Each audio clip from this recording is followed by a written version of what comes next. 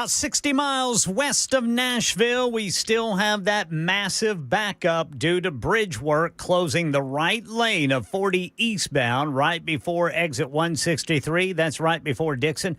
Then downtown, we've got a disabled vehicle blocking the right lane. This will be 40 westbound right there at 24. And on the South Loop, a crash reported by police, 40 westbound at 2nd Avenue. I'm Ken Weaver.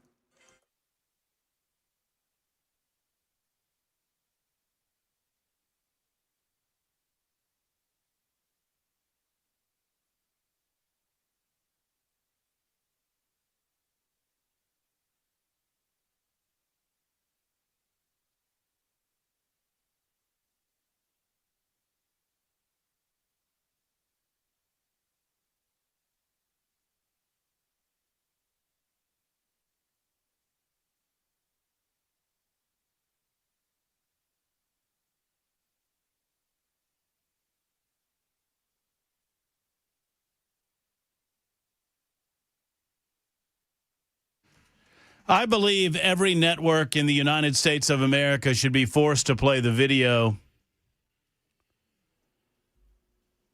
of the 23-year-old Ukrainian refugee that was stabbed 5 times and bled out, lost consciousness, and died in a subway car in Charlotte, North Carolina. Friends, it's Matt Murphy, The Matt Murphy Show, Super Talk 99.7 WTN. I don't know what you can do to get me more volume. I'm sorry to ask, Jackson, but the volume around me, everything else outside of the mic is louder than my mic. So I'm just letting you know.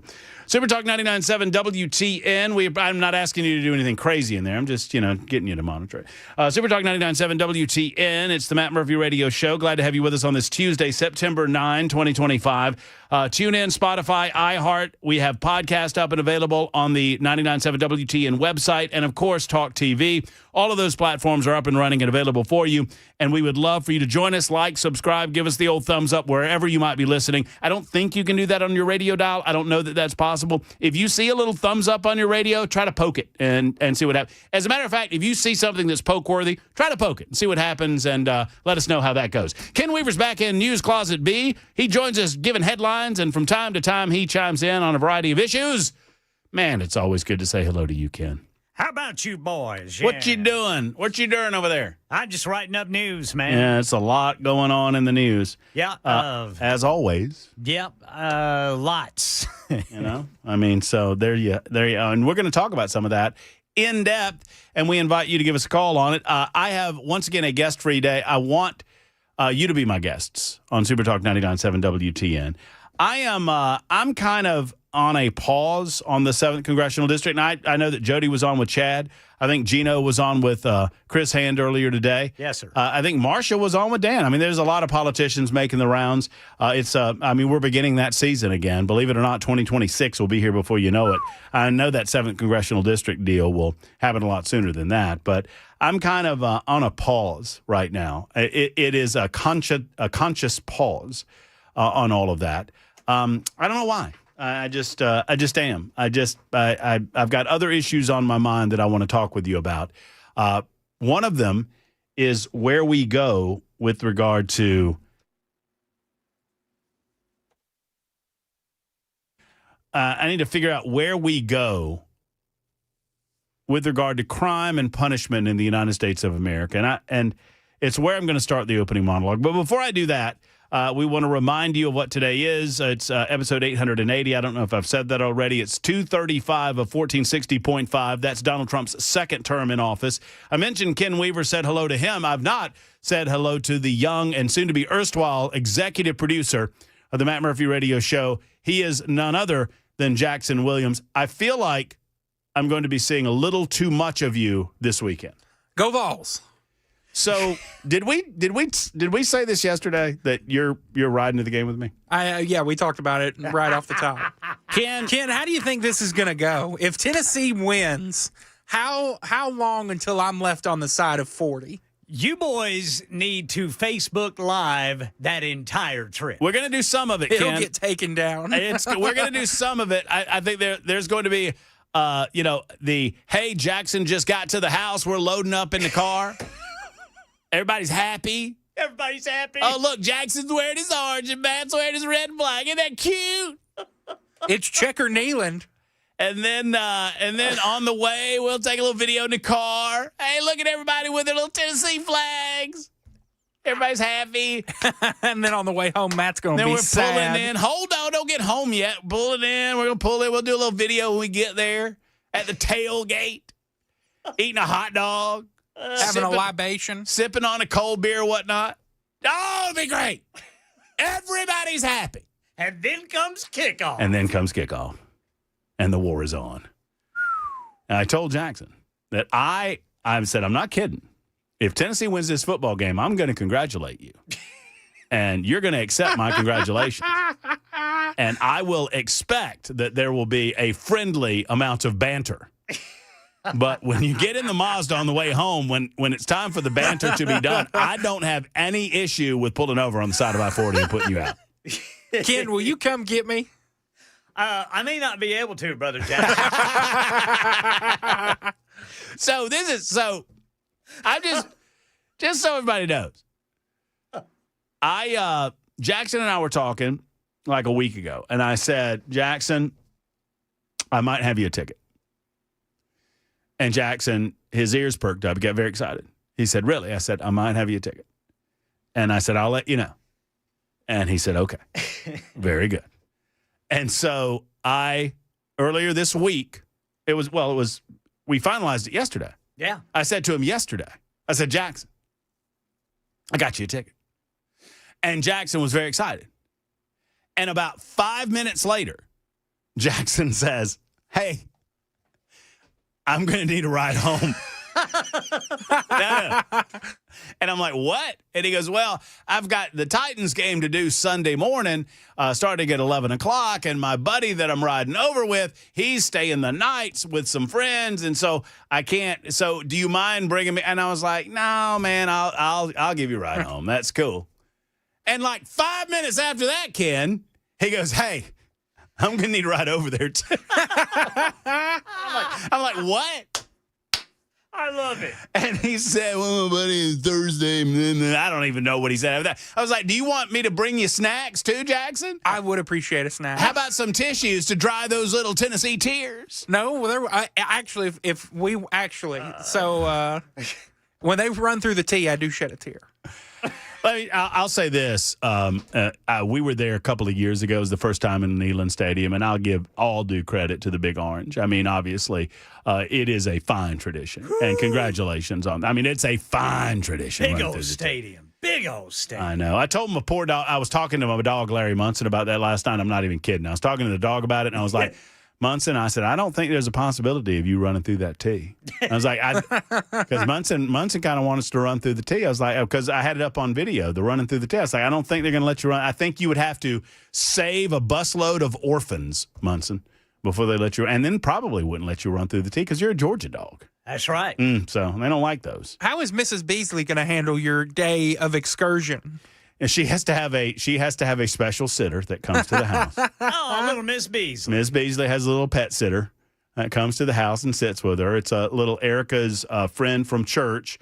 Her daughter comes over and, we pay her a little money, and she just sits with the dogs and watches little foosball and, makes herself at home. She always has a nice snack, a little snack array. Yeah, Miss Beasley likes that. Oh, boy. Yeah, Miss Beasley gets all of that she can handle. But, so a big game. We're very excited, and that's all we're going to talk about. Have you seen the title for today's show? I have not. I would like for you to pull it up right now. All right. Ken, have you seen it? I have not seen it, man. Boy. You see, I get on to Jackson because Jackson comes to me like 2 minutes before the show. I got a lot going on. I'm trying to handle a lot of things. My entire house smells like poop right now. More on that later. Entire house, Weaver, smells like poo. Human poo. And Matt Murphy is scared of the Neyland Stadium troughs. Y'all don't have the ones where you face one another, do you? No. Bryant Denny had those at one point. Oh, gosh. Ours are against the wall. No, there were circles, and you had to face. It's like, Hey, how you doing? Why are you forcing this on people? Hey, how are you? I'm just going to look up here and pee somewhere. Matt Murphy is scared of the Neyland Stadium. I am not scared of the Troughs. Well, they're deep. That's all I know. Who's deep? The Troughs in Neyland. Oh. Jackson's making a joke about the bathroom facilities at Neyland Stadium. Oh. Those troughs are legendary. Apparently, they're just along the – I think I remember this from a couple of years. They're just along the wall, right? Yeah. Just one – and everybody's pee just intermingles with one another and goes down the same drain. Yes. Oh, isn't that and great? There's Jack Daniels bottles and all kinds of various That's nonsense. Old school. Nonsense in there. That is kind of old school. I don't think we like all that. Well, I'll use the facilities, Jackson, if necessary. I think I'll probably have a private bathroom, honestly. Oh, wherever I'm at. Who knows? Who knows? I don't know. I don't know. Sneak up in one of those suites. I don't know. They're going to let me in there with what I'm going to be wearing. Yeah, that's I'm going to be right. wearing the wrong colors for all of that, I believe. That's right, yeah. I'm going to call the fan. You know, you can call that number, Ken, if you see an unruly fan. Yes, sir. I'm going to find out where him. Matt's sitting. Hey, we got ourselves another Philly Karen in this stadium over here. He's stealing things. Just find old Greg Sankey. He'll let you in. Yeah, you do that, Jackson, and let's see how you get home. So whatever you do in the stadium, starting at 3:30 Eastern time, Knoxville time, just remember that you still have to have a ride home. Anyway, so there'll be lots of smack talk between now and Friday. I am certain on that, and thanks for that. That's great. This is what I get for not telling you what the title of the show. You right? told me to come up with my own title. I did. So I feel like this is all my fault. So, yeah, the house smells like poo.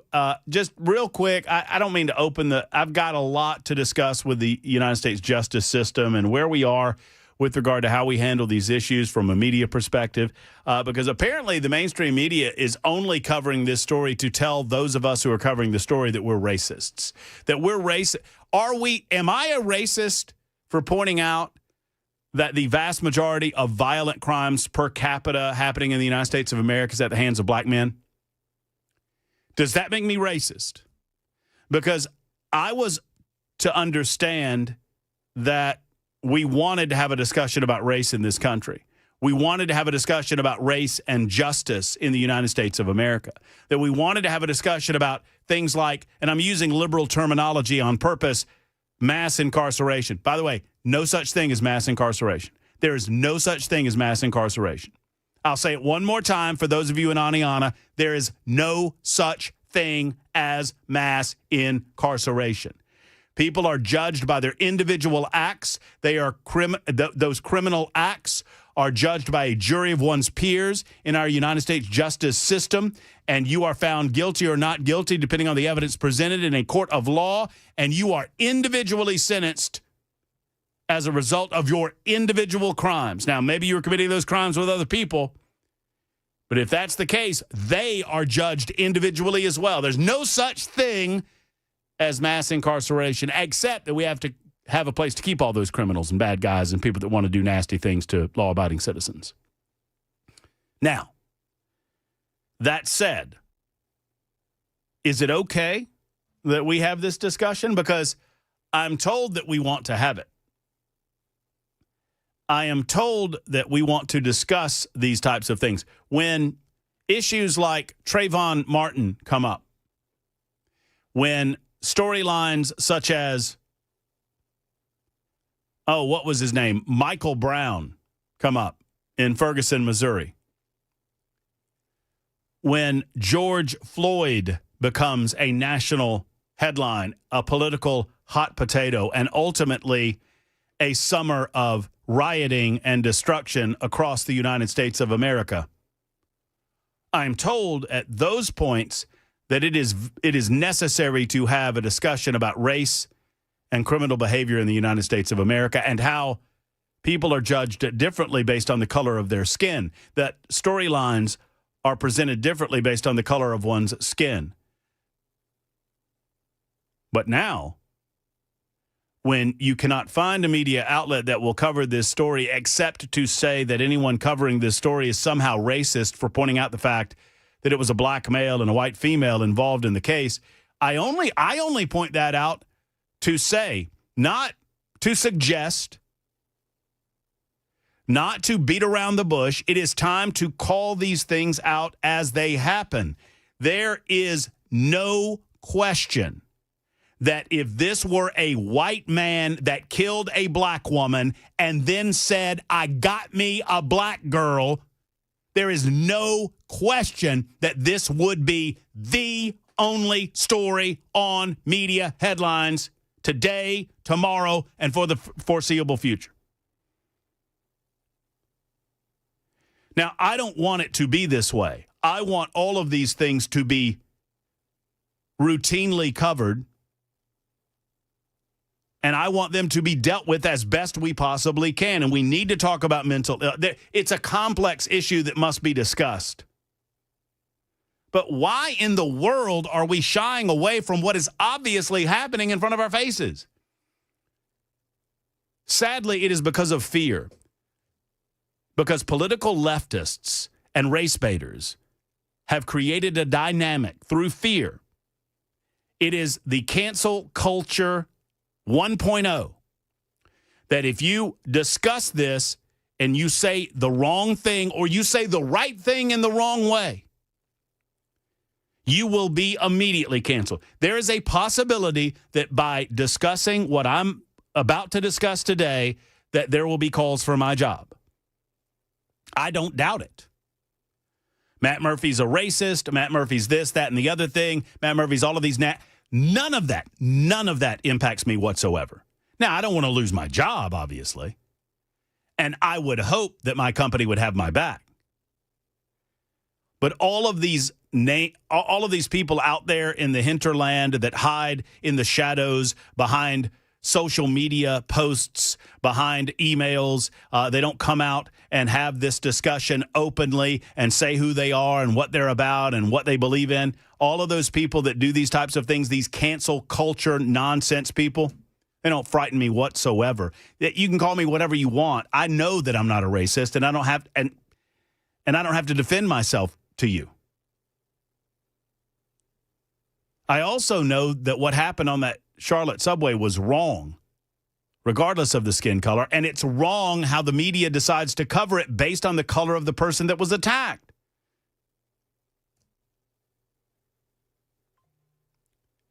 And you know I'm telling you the truth. I don't care what your politics are. You know that I'm telling you the truth. Just sit back for a moment and you tell me, if this were a white man and he attacked a black woman and stabbed her 5 times and left her to bleed out and lose consciousness, and then before leaving the subway car said twice, got me a black girl, which, by the way, in case you don't know, this scumbag said those words, said, got me a white girl.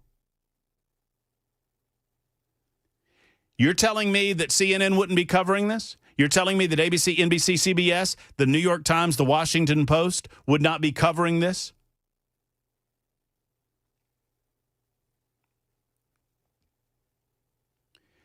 It is time that we talked about criminal behavior in the United States of America and why it's happening. And there are oftentimes deeper-seated root causes, and I'm willing to talk about all of it. I'm willing to talk about all of it from any perspective that you're willing to talk about. But you have to accept certain undeniable facts when it comes to this discussion about where violent crime is coming from. And we have to figure out how to stop it. It's 25 after the hour on Super Talk 99.7 WTN.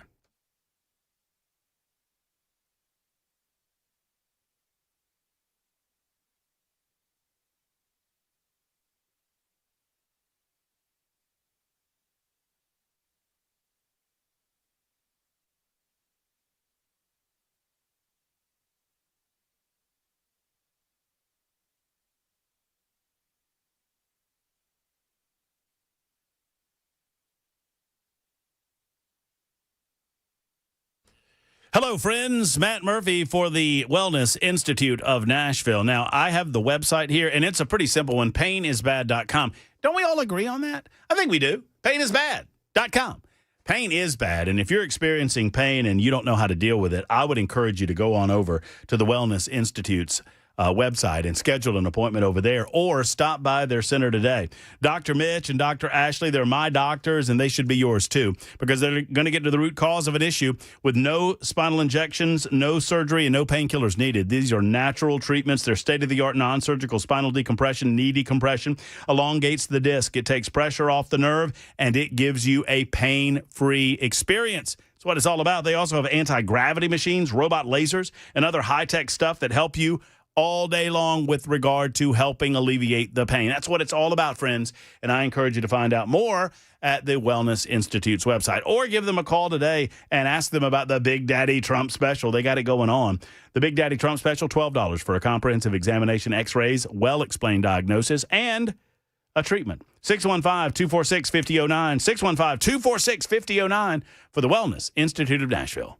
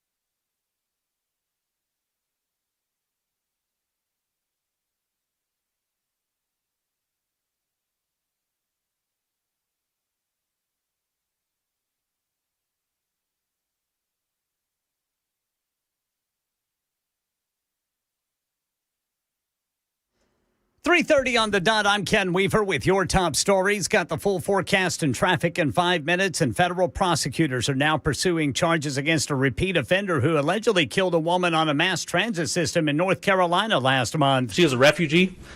She literally came to the United States from a bomb shelter in Ukraine to escape the war. Yeah, the federal charge allows the Justice Department to pursue the death penalty against DeCarlos Brown. The White House says as a repeat offender, the suspect serves as an emblem of a liberal approach to criminal justice. DeCarlos Brown had been arrested at least 14 times before and reportedly had a documented history of schizophrenia. Israeli Prime Minister Benjamin Netanyahu spoke at the U.S. Embassy in Israel today following Israel's strike on the Qatari capital of Doha to target senior Hamas leadership. These are the same terrorists who planned, terrorist chiefs who planned, launched, and celebrated the horrific massacres of October 7th. Hamas says its top leaders, survived, but 5 lower-ranking members were killed. And back here in the U.S., another ICE raid on a workplace. ICE agents arrested 57 people at a workplace in central New York. The acting U.S. Attorney John Sarcone was asked if these are the worst of the worst, as President Trump promised to pursue. Sarcone said he has a job to do. We're obviously going after anybody who has committed crimes in this country. Governor Kathy Hochul said she was outraged and that children were not aware their parents would be taken into custody. Sarcone said all children were appropriately cared for. Brian Clark, ABC News. More than 1 million Ford and Lincoln vehicles subject to a recall. The National Highway Traffic Safety Administration says Ford is aware of 18 accidents, but no injuries because of rear-view cameras that go blank or distort images while in reverse in Ford and Lincoln vehicles. Affected owners will be notified by mail, told to take their vehicles to a dealer for inspection. That's the latest news. Traffic and weather next. I'm Ken Weaver, WTN News.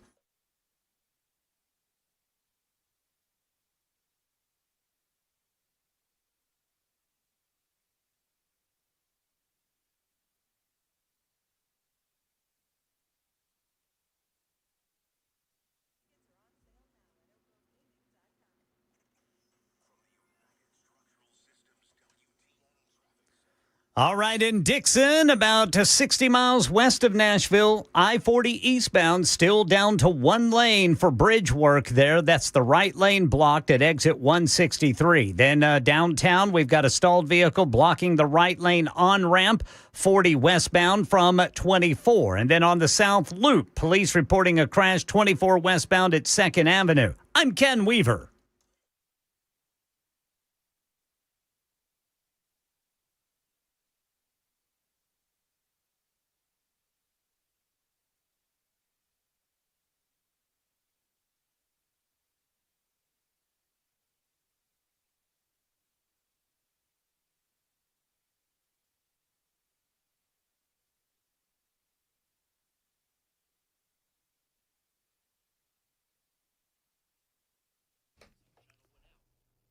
Hello, friends. Matt Murphy for Cover Dash. Cover Dash is your one-stop shop for all things insurance questions. If you have concerns about your health insurance, if you don't believe you're getting the most for your money, or if you're frustrated with your current coverage or lack thereof, it's time to call Shane Ring and Cover Dash. He is your one-stop shop for all things insurance. That's what I like to say. Friends, he works for you. He doesn't work for an insurance company, but he has some of the greatest deals around. Let me explain this. There's a nationwide PPO plan that Shane Ring knows of. He's told me about it. It's pretty incredible. You choose your doctors anywhere in the United States of America. It's a $250 deductible with flat copays after the deductible. That's $50 for any doctor visit, plus outpatient surgeries as low as $250 copay. Hospital stays, only $1,000 in copay. It's possible to get a better deal with the same great coverage. Call Shane Ring today. These are just examples of what he can do for you, but he's going to go over your coverage and tell you exactly where you are and where you need to be. That's what it's all about. Shane Ring and Cover Dash. CoverDash.com, CoverDash.com, or 615-465-0023. 465-0023.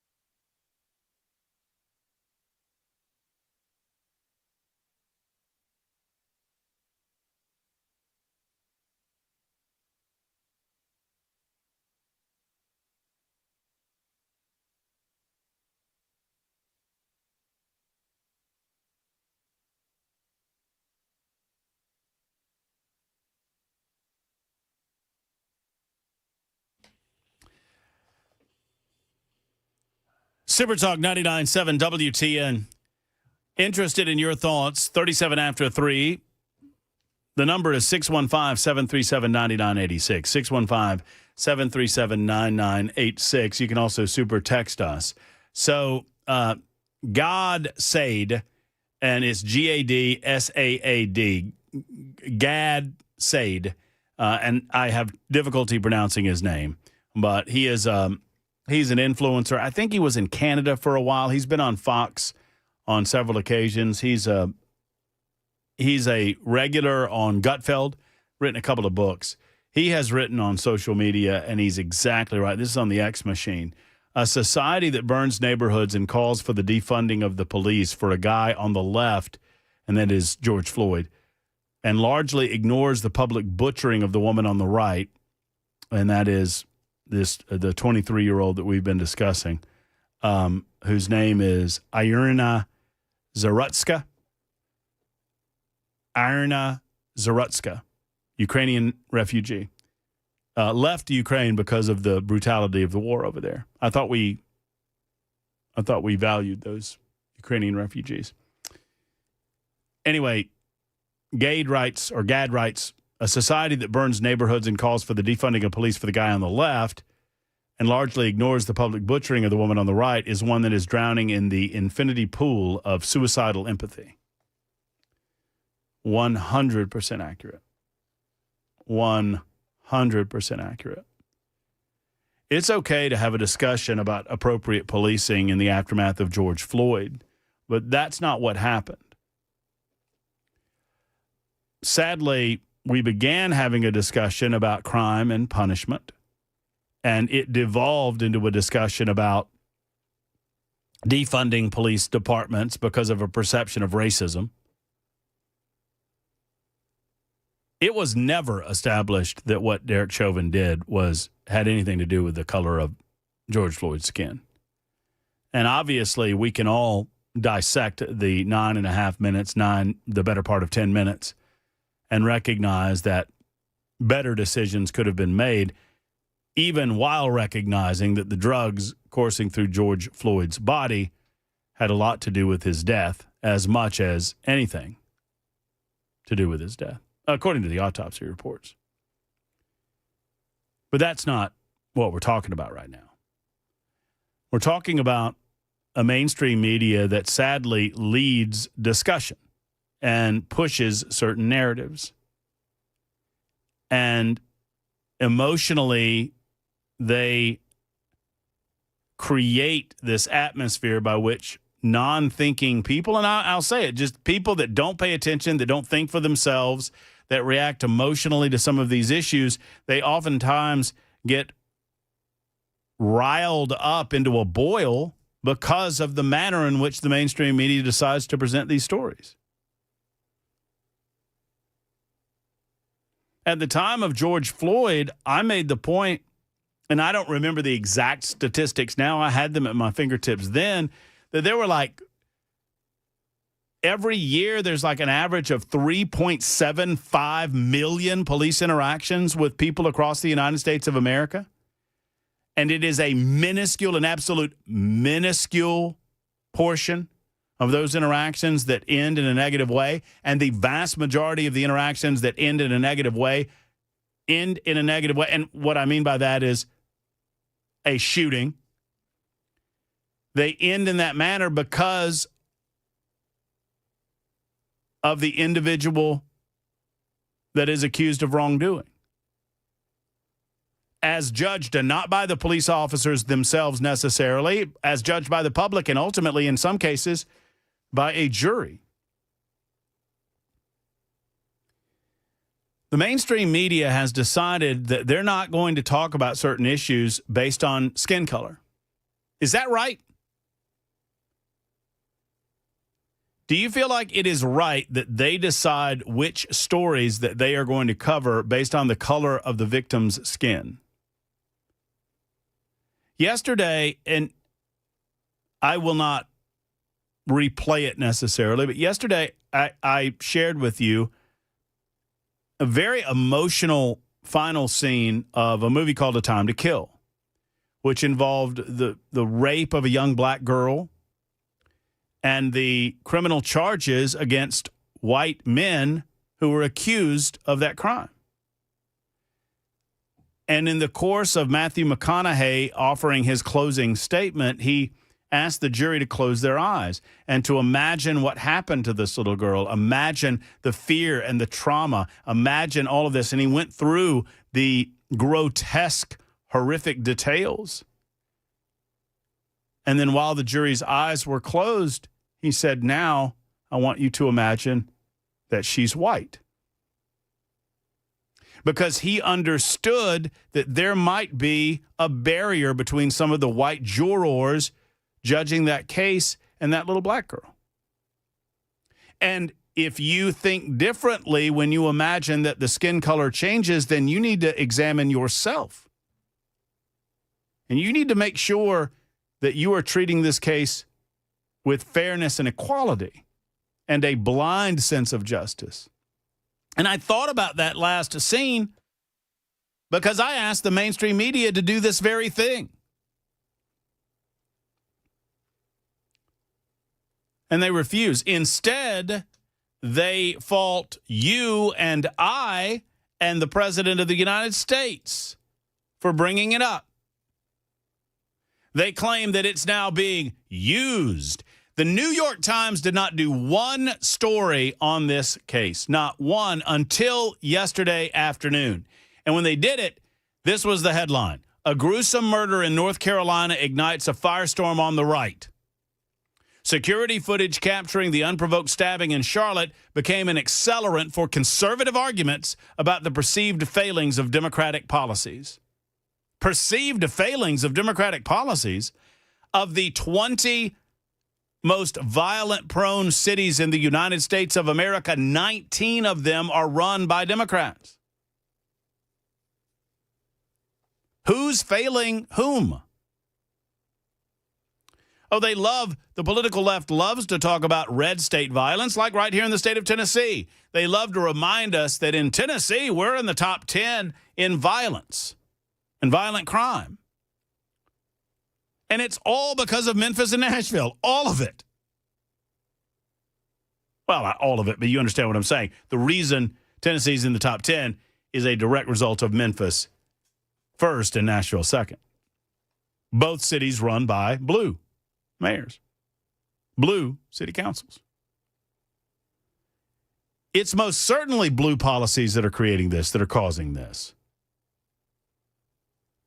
And they would prefer the cities burned to the ground. They would prefer that their citizens be endangered. They would prefer that people like Irina Zarutska be killed than to address the root causes of the problem.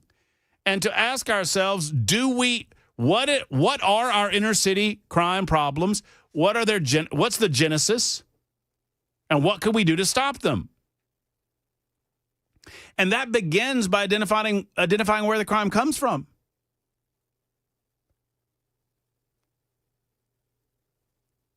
And suddenly everyone goes quiet when you get to that point because they don't want to identify where the crime's coming from. Because of fear. Because the fear that the cancel culture will come after you if you look at the data and analyze the data. And I understand that there perhaps might be some legitimate reasons why young black males are responsible for more crime than any other demographic in the United States of America, and it's not close. That doesn't mean that white people don't commit crimes. Of course white people commit crimes.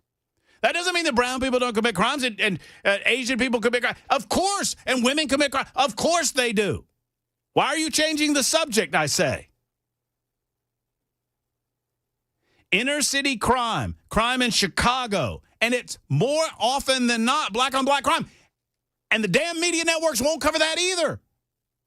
And that should make African American people madder than hell. The bad guys are killing y'all and all of us, and we do nothing.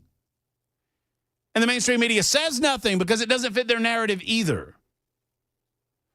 Instead, you have commentators, and I know this is a few years old, you have commentators like Don Lemon, who said, white supremacist men are the biggest terrorist threat in the United States of America. And it's just not even close to being true. Yet they preach this nonsense on national networks. And they won't study the data. I don't have anything against anybody for what it's worth. I mean, I start with a fresh slate for what it's worth. But I also have to look at data, and I have to understand, if I'm analyzing a situation, what's creating the situation that we're currently analyzing, and what can we do to prevent it? What are the causal factors? And there might be legitimate factors. It might be poverty or lack of education or lack of opportunity or lack of fathers in the homes. Whatever it might be, we have to identify it before we can talk about it.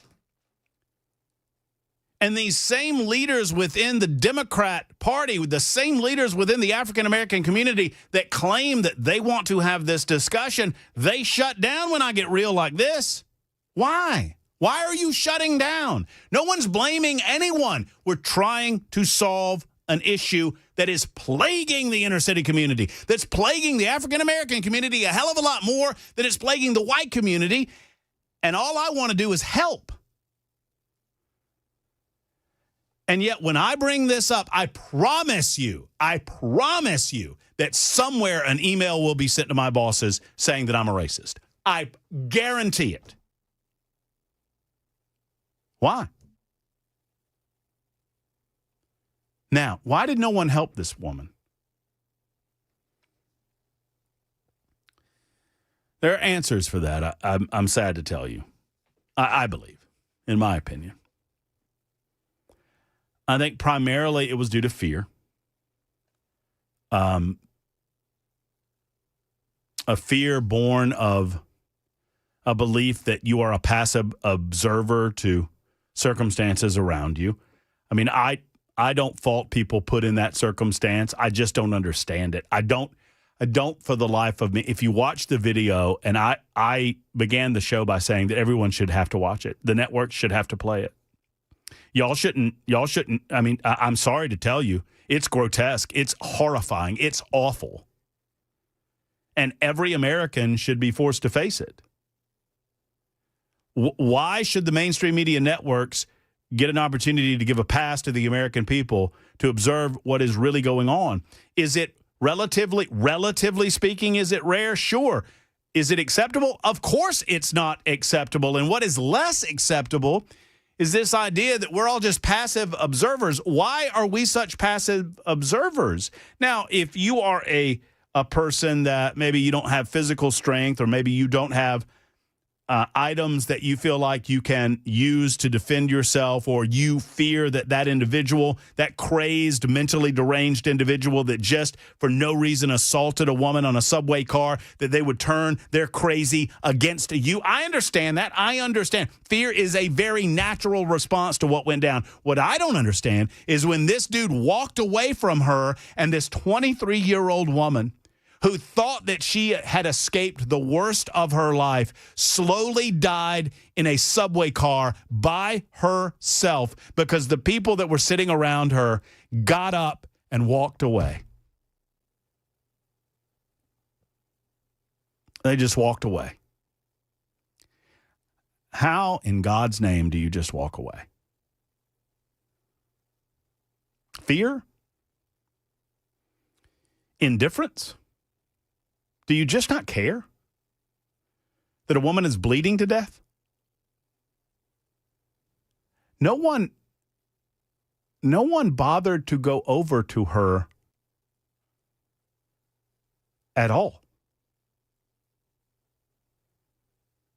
They looked at her as if she were a distraction, and they got up out of their seats and they walked away.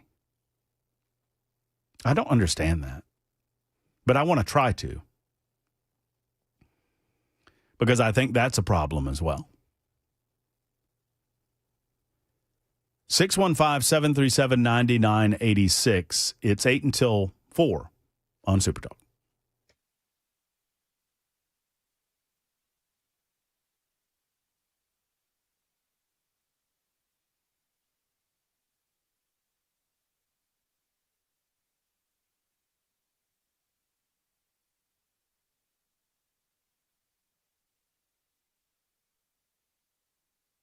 Hello, friends. It's Matt Murphy, Genesis Diamonds. On my mind, let's talk about happier things like a birthday or an anniversary or a special occasion like an engagement. Oh, my goodness. You know, I think about this from time to time.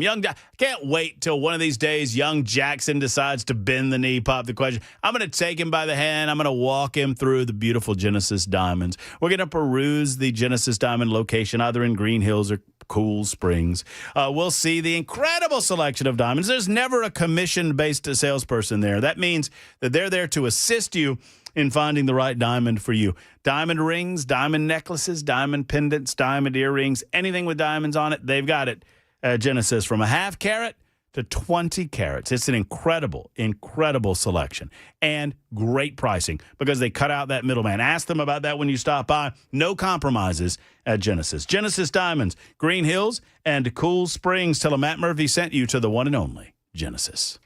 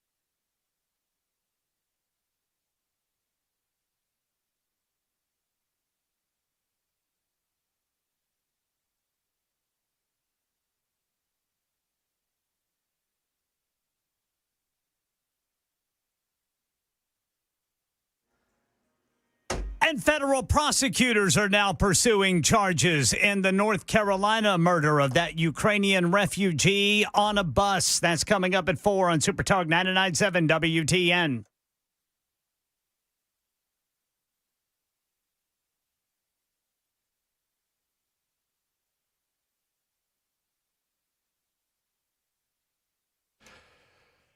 Super Talk 99.7 WTN. I understand there was a level of fear on that train car. I also think that the fear, some of it was not regarding fear of the assailant necessarily, but fear of reprisal against individuals that were willing to step in. I think of Daniel Penny. We talked about this yesterday. Daniel Penny stepped in, and instead of being hailed as a hero on a New York subway car, he was charged with criminal behavior. He was charged with manslaughter. Because he held a man who was physically threatening the rest of the train car in a way to try to subdue him, and it unfortunately led to that individual's death. Daniel Penny didn't want to kill anybody, but he was trying to protect other people on that train car. Sadly, the city of New York decided to prosecute Daniel Penny. Why? Why would you not give Daniel Penny the benefit of the doubt? Why would you not encourage individuals to stand up for their own individual liberties and rights and defend themselves in the face of someone along those lines? What happens when we watch as Daniel Penny has to have his life ruined for the better part of a year and a half while he has to go through a trial? Thank God there were people that were willing to step up and pay for his criminal defense. All right, I want your calls on this. I've talked enough on it. 615-737-9986. We'll hear from President Donald J. Trump about this matter coming up in just a moment. But first, we'll hear from Ken Weaver in the newsroom on Super Talk 99.7 WTN.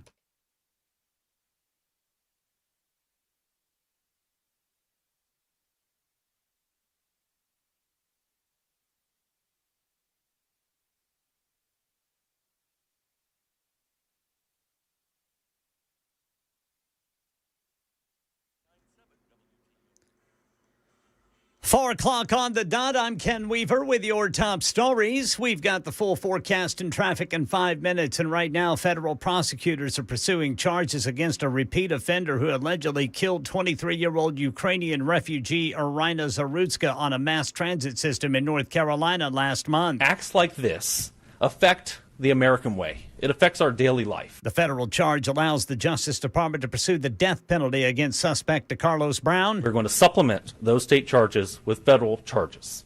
These federal charges will go alongside the murder case in state court, and we hope that they will ensure justice for Irna, for her family, and for the whole Charlotte community. DeCarlos Brown had been arrested at least 14 times before and reportedly had a documented history of schizophrenia.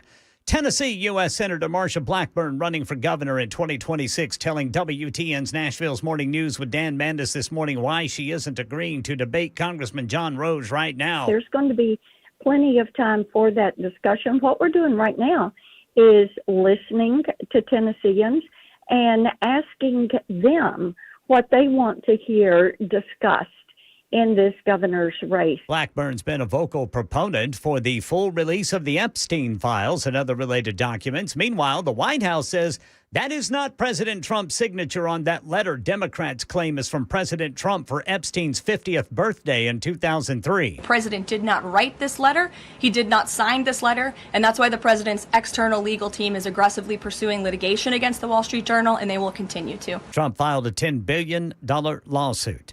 ICE agents recently arrested 57 people at a nutrition bar factory in central New York. ABC's Brian Clark says actions around the raid led to criticism from some elected officials and community members. Governor Kathy Hochul said a recent ICE raid in central New York left her outraged because children came home to find their parents gone. Acting U.S. Attorney John Sarcone said Homeland Security took proactive steps. No kid went home to an empty house, okay? That was all thought out well in advance. But when told the school district was not informed, Sarcone said, I guess that would be up to the investigators and the HSI. He did not allow those investigators to comment. Brian Clark, ABC News. And later today in Jolton, NDOT wants to hear from residents on new traffic calming plans for Rawlings Road between Clarksville Pike and Eatons Creek Road. Channel 4 spoke to a woman who says she's lived there for nearly 20 years and says if those plans include speed bumps, she's against it. I've seen some people use it as a cut through, but it's not busy. I just feel like it's not needed. NDOT says it'll come up with the plan and them homeowners can vote on it. And it has to be approved by 2/3 of the people who vote for the plan to move ahead. That's the latest news. Traffic and weather next. I'm Ken Weaver, WTN News.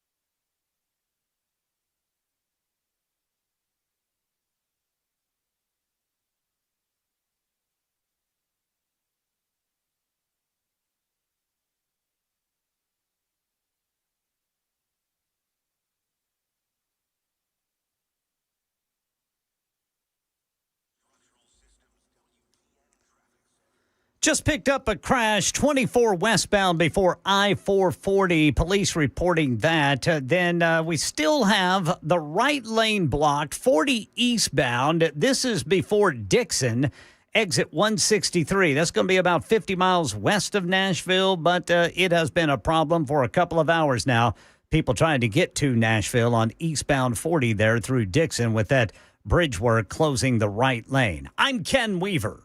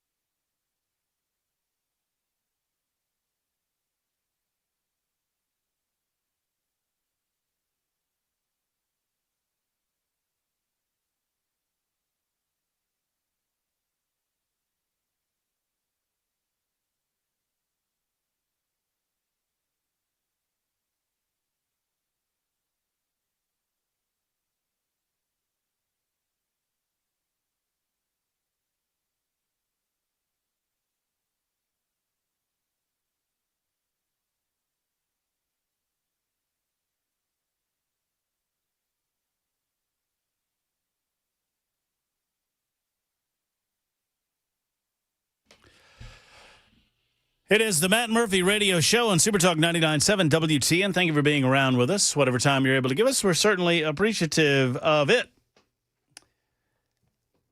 615-737-9986 is our telephone number, 615-737-9986. You can jump on board if you so desire. Several of you are choosing to do so, and I'm going to get out of the way and allow you to speak. Spent the majority of hour number one discussing the tragedy of the death of Ierna Zarutska.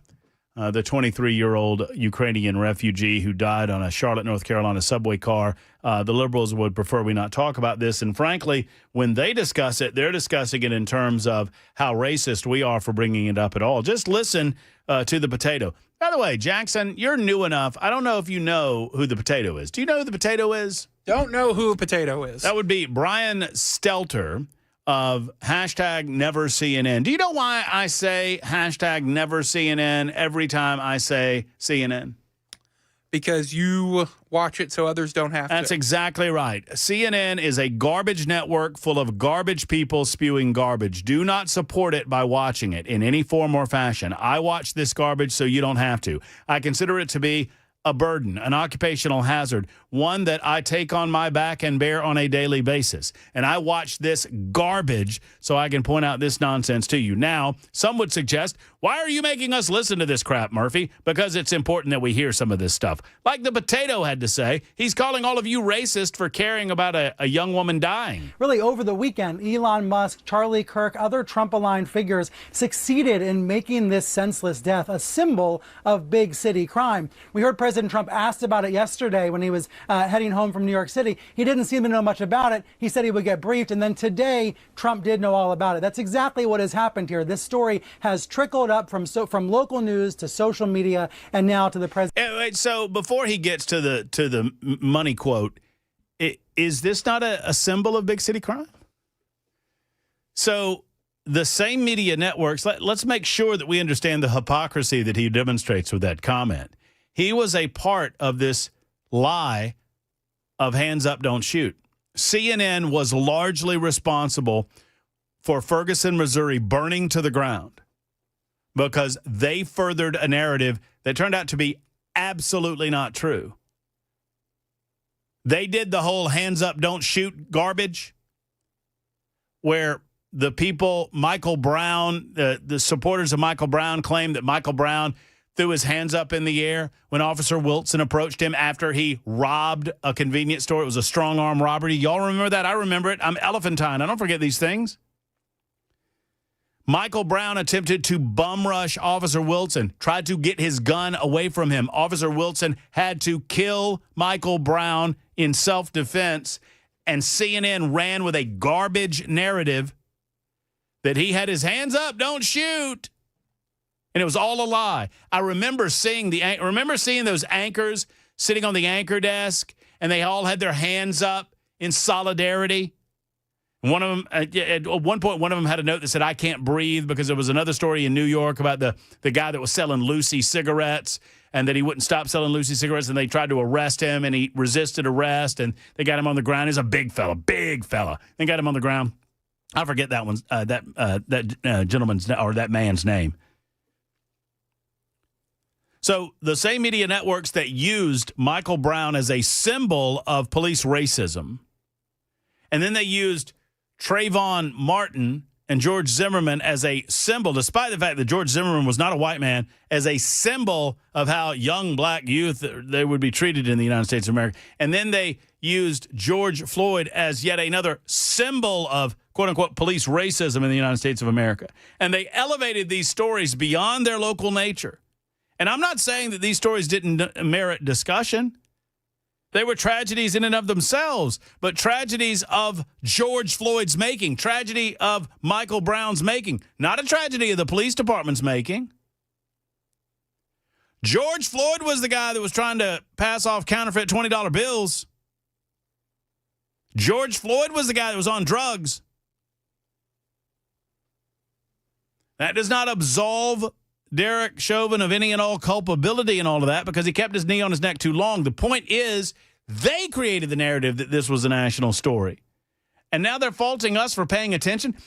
Brian Stelter has the audacity to fault us for caring about this woman's life. I thought we were supposed to care about Ukrainian refugees. Fine. We heard President Trump asked about it yesterday when he was heading home from New York City. He didn't seem to know much about it. He said he would get briefed. And then today, Trump did know all about it. That's exactly what has happened here. This story has trickled up from local news to social media and now to the president's attention. And it's being used, as you said, Brianna, as a political symbol, with MAGA media calling for more forceful punishments and more incarceration. I have to say... Wait. What MAGA media, if that's what you want to call it, would call for. The guy was arrested 14 times. He was let out of jail last January with no bail. Cashless release. We're asking for punishment that would fit the... I mean, what are you suggesting, that somehow we're asking for law and order and a punishment that befits a crime? His own mother said that he needed mental help. Forceful punishments and more incarceration. I have to say, some of the replies to Musk, some of the comments around this story are baldly racist, stoking fear of African Americans because this man attacked a white woman. The open racism on sites like X today, it's eye-popping, but there are also legitimate... Is the attack not eye-popping? So, according to Brian Stelter, the real story here are some of the racist comments on social media platforms. The real story is not the fact that this man decided to pull out a pocket knife and stab a woman 5 times and nobody did anything to help her. And he should not have been out of jail to begin with. Notice in that description, I didn't mention the man's color, did I? Nor hers.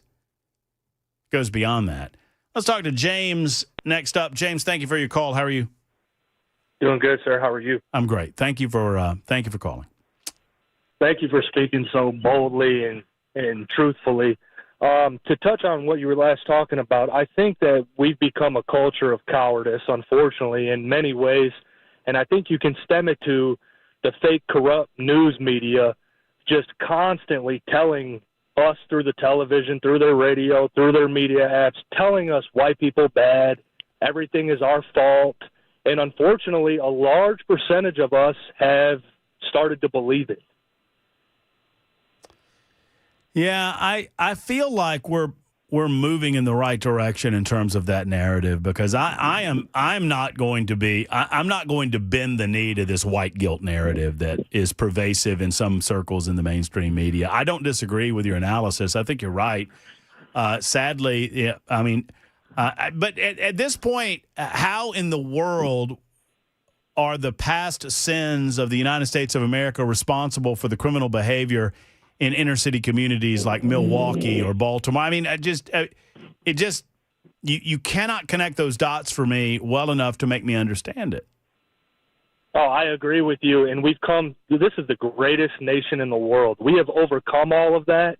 There's not another nation in the world that provides sanctuary for everything from people, no matter your gender, no matter your sexuality, no matter your faith, no matter your opinions, even illegal aliens get sanctuary here. This is the most welcoming, most generous, greatest nation in the history of humanity. And I'm not going to back down from that either. I agree with you. And we remain the bastion of individual freedom and liberty despite some of our past issues, and I don't back down from that either. And I refuse to accept any level of groupthink. Just as I do not believe that that the propensity for violence within the inner city and us looking at the data dictates that I don't believe that black people are more prone to violence. I believe that sadly there are a lot of young African American males that culturally have fallen into this recycling of violence. But I don't believe that you are prone to that based on the color of your skin. It's a cultural circumstance that you find yourself in, and we need to address that, identify it, and figure out what's going on and why. So, but just as I do not believe that white people think alike, I don't believe that black people think alike, I don't believe that brown people think alike. I think as individuals, we all chart our own course, and we have an ability to overcome whatever obstacles we might find in our way if we understand that as individuals we can do that. Sadly, there are a lot of people that use their color as an excuse, or they use their color to feel guilt-ridden for one reason or another because of America's past. I mean, and all of those things that's just a lot of excuse-making to me, James. Oh, it is. And it reminds me, I think it was Thomas Sowell that said, color shouldn't be used to help or hurt anyone. And I know this for a fact. If we don't talk about it, we're not going to get anywhere. And we need to start talking amongst each other, just being civil, sitting down and having conversations and debates and talking about all this. We can't blame the past on the people today. We just can't. We won't make any future progress if we do that. I don't understand it. Part of me thinks this is all the devil's doing, the devil's work, because everything's upside down, and I don't know why we've taken it so long, but the time has come. We shouldn't take it anymore. Well, I mean, it's a great call, and it's a great point that you make. I mean, yeah, we need to stand up for our individual liberties. We need to stand up for ourselves, and we need to stand up for the American values that we believe in. That's not to ignore some of the sins of America's past. I mean, those are obvious. At the same time, you can either get busy moving forward or get busy making excuses, no matter the color of your skin, no matter your socioeconomic circumstance. None of that should matter in 2025. 615-737-9986 if you'd like to be a part of the show. Forrest has called in. I got Donald Trump weighing in on this in just a moment. Hey, Forrest. Hey, man. Can you hear me? Yes, sir. Yes, sir. All right. One of my biggest beefs is when people say the mainstream media is not calling out somebody or this or that. They always brings up names of CNN, MSNBC. They never bring up the major networks. They never talk about David Muir or George Stephanopoulos, Gayle King. They never. Here's my point. My mom, 85, she watches Jeopardy every afternoon at 5, just like millions of Americans. And then when it goes off, they watch ABC, NBC, CBS. But those stations never talk about what we're talking about. So my mom doesn't know anything about the real news in America. You understand what I'm saying? Yeah, I do. And she don't watch MSNBC, but all I hear is the people on Fox, your station, whatever. Y'all don't call out the main anchors of ABC, NBC, CBS. Call them out by name. They're the ones that are reaching the older age people. If you can get my drift, I know I'm not doing a good job of explaining. You're doing fine. You're doing fine, Forrest. I mean, I try to when I discuss hashtag never CNN. I always talk about the alphabet soup networks. That would be ABC, CBS, NBC, MSNBC, CNBC. I know, but when you call out somebody, or not saying you specifically, but you calling out an anchor like Brian Stelter or somebody. My mama don't know who he is. She knows who David Muir is, and she thinks the world of him because he's pretty. Like that. And he does You need to get her on board with the Murphy train. I mean, come on. She don't do the internet. She don't do the internet. But they believe everything they see on the ABC and CBS, NBC. Those are the people that need to be called out. And it just infuriates me that George Stephanopoulos can get on in the mornings. They watch the morning news. And as soon as he goes off at 7 o'clock, here comes the main news. And everything he says is Trump falsely said this. Falsely. Every morning it's falsely said that. And it drives me it drives me insane. She believes him, and it just infuriates me. But anyway, I just wish more people. Let me ask you this, Forrest. What do you say to Mama? I mean, when Do y'all talk about it at all? Do you encourage her to? We do. Sure, we do. And she just says, looks at me and says, well, and changes the subject. That's her response. Well, and I'm not going to sit there and have a mean conversation with my 85-year-old mother, but she just kind of changes subjects and don't want to talk about it. But it's just, I wish more of the people in your position and Fox News and everybody would call out the main anchors, not Brian Stelter and not Scarborough, because they don't watch them. They watch CBS, NBC, ABC, because that's what comes on TV after the Golden Girls. Well, I mean, I get that, but I don't know that we're still doing the Golden Girls, but Jeopardy and the Wheel of Fortune and all of that. Well, here's what I would say for, it's duly noted. I mean, obviously, we need to do our best to make sure that we remind folks that they, on those networks and those anchors on those networks, they present the news through a particular lens as well. And so it's duly noted. I would say this, that the numbers of individuals watching nightly news declines precipitously after under the age of 60. I mean, it gets pretty thin. By the time you're in your 40s and your 30s, I mean, it gets really, really thin. So I understand that. I believe that. But anyway, that's all I got to say. Well, I'm glad you did. I'm glad you called for us. Thank you for doing it. And tell Mama, tell Mama I said hello, would you? She'll say, well. Just tell her I was talking to Matt Murphy on the radio today, and he wanted me to tell. She'll say, who? Is that somebody you grew up with? She won't know who I'm talking about. Well, that's fine. She doesn't need to know. Just tell her Matt Murphy said hey. All right? All right. Thanks. All right, man. I'll see you. 615-737-9986, 24 after the hour. Why am I getting that look? I was just trying to make a new fan out of Mama Forrest. Mom always said life is like a box of chocolates. Never know what you're going to get.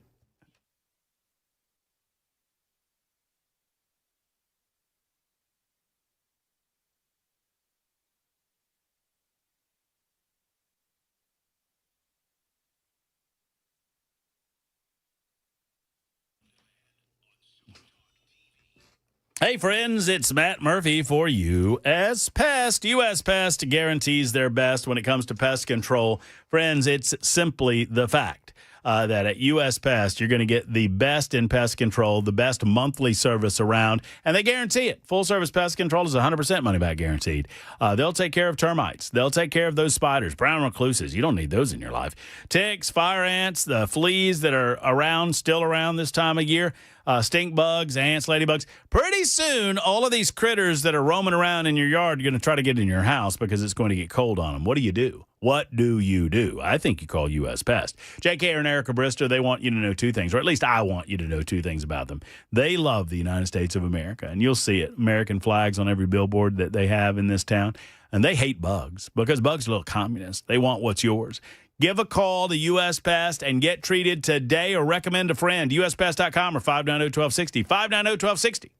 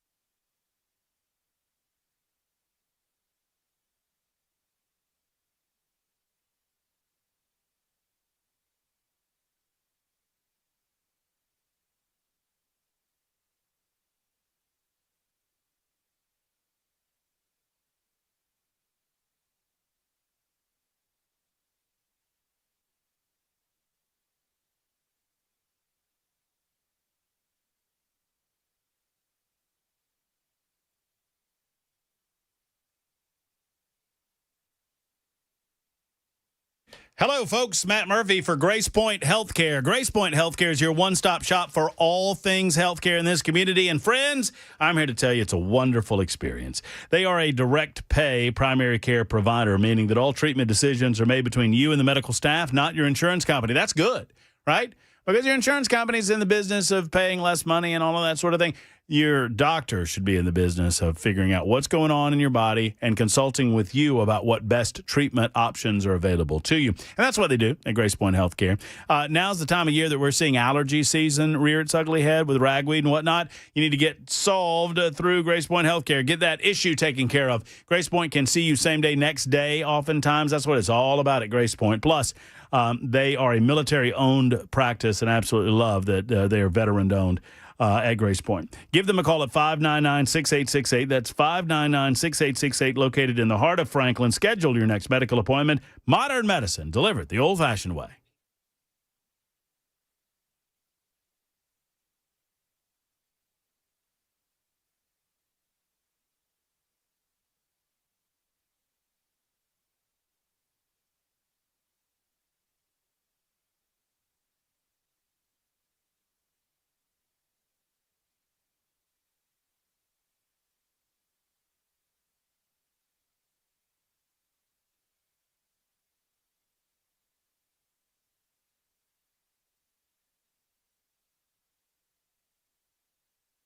And federal prosecutors are now pursuing charges in the murder of a woman on a Charlotte, North Carolina bus. That's coming up at 4:30 on Super Talk 99.7 WTN. Thank you, Ken Weaver. 29 after the hour right now. Super Talk 99.7 WTN. 3077 writes in and says, you all just don't see your white privilege and the plight of the black man. The older generation that remembers white-only things need to leave their assets to blacks for reparation payments, writes 3077.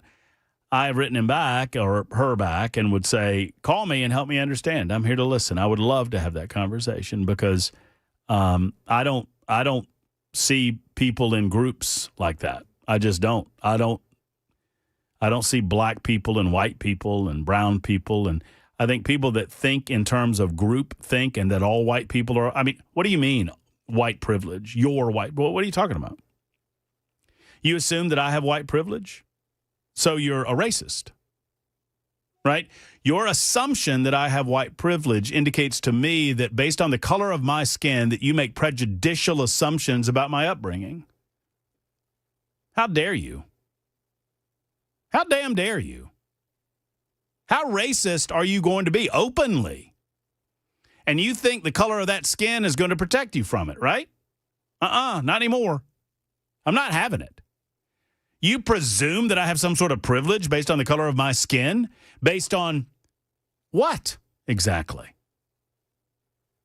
Yet you make presumptions, but I'm not allowed to because that would be racist, but it's not racist for you. I get it. I think I understand it completely. Michael and Scott and Lloyd and Barry would love to hear from you all, and you're on the line, and we'll get to you in a moment on Super Talk 99.7 WTN.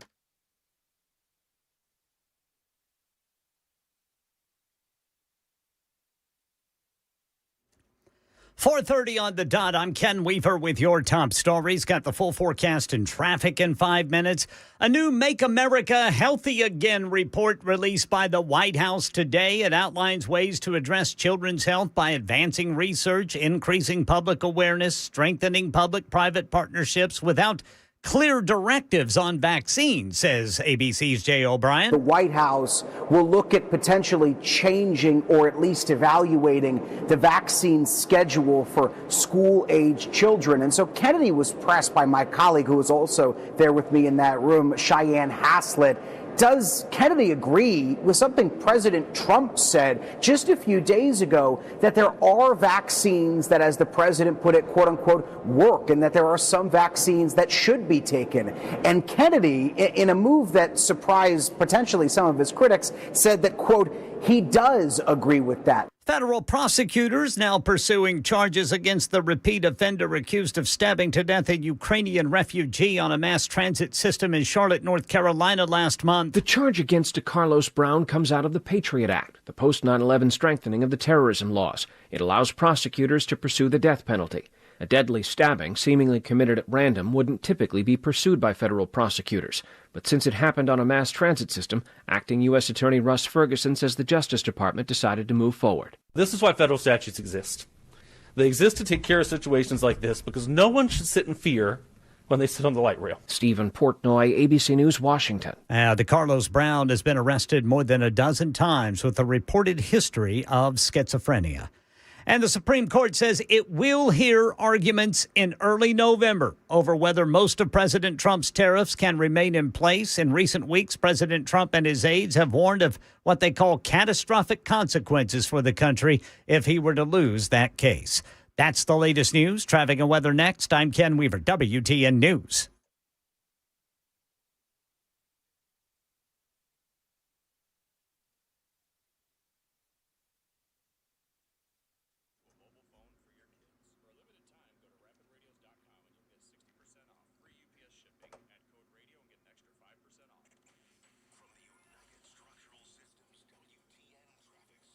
Sylvan Park, police reporting a crash partially blocking the off-ramp 440 to Murphy Road. That's 440 westbound to Murphy Road. In Goodlettsville, police report a crash Vietnam Veterans Boulevard eastbound at Conference Drive. And we still have the bridge work shutting down the right lane of 40 eastbound before the Centerville-Dixon exit at exit 163, about 50 miles west of Nashville. I'm Ken Weaver.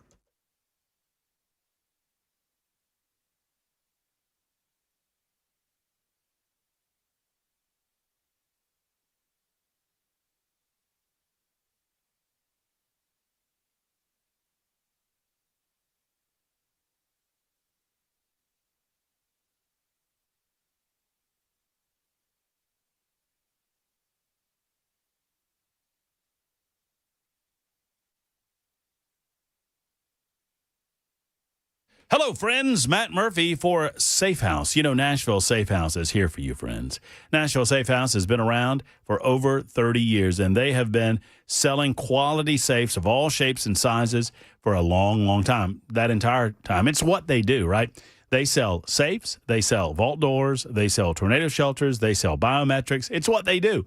They have over 200 right there on the showroom floor. Thereabouts, I mean, they sell them all the time, right? Whether it's Browning or Liberty or Fort Knox or Rhino, they have all manner of safes. They've got all varieties of safes. They've got all price points, all fire ratings. They have the right one for you. If you're looking for a gun safe to protect your family from those that want to steal your things or protect your valuables from fire, or if you're a business and you need to protect important paperwork from threat of fire. Perhaps you're building a home and you're looking for a safe shelter with a vault door involved.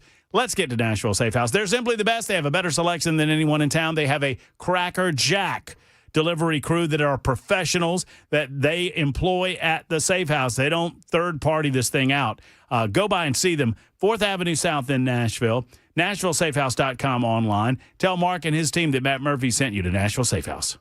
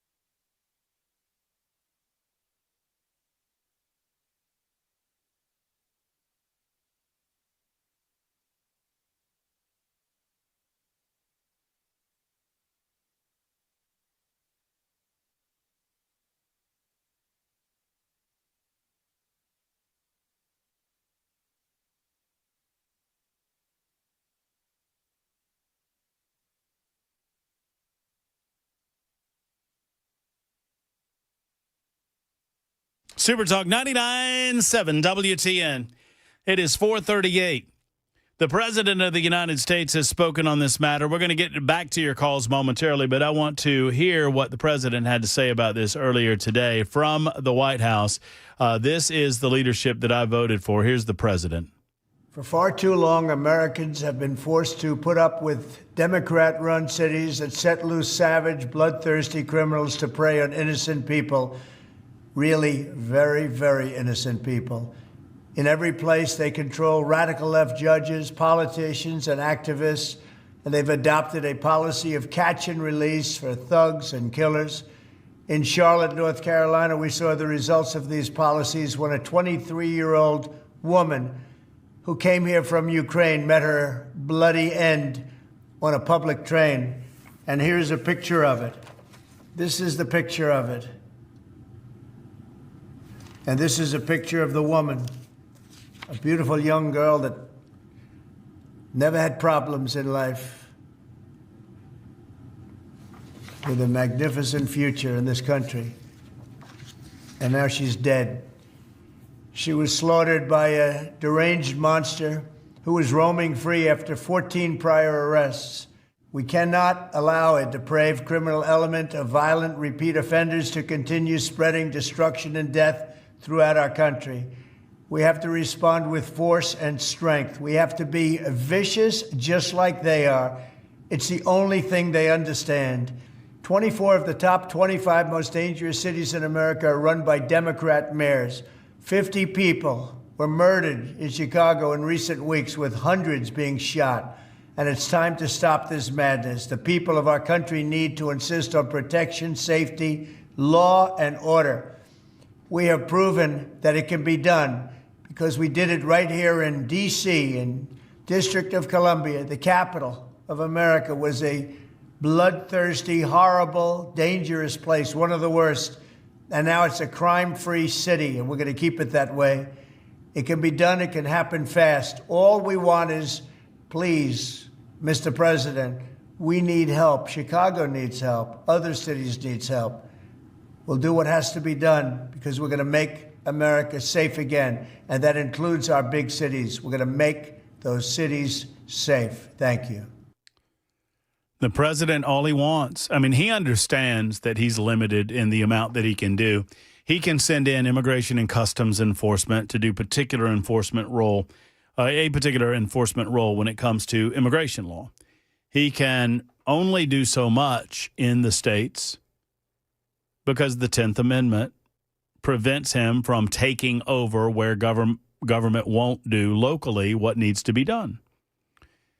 From a constitutional perspective, his hands are tied to a certain degree, and rightly so. We asked for this system of government, and we need this system of government. There are reasons why the federal government is not allowed to take over the states. The states and the people respectively have rights too.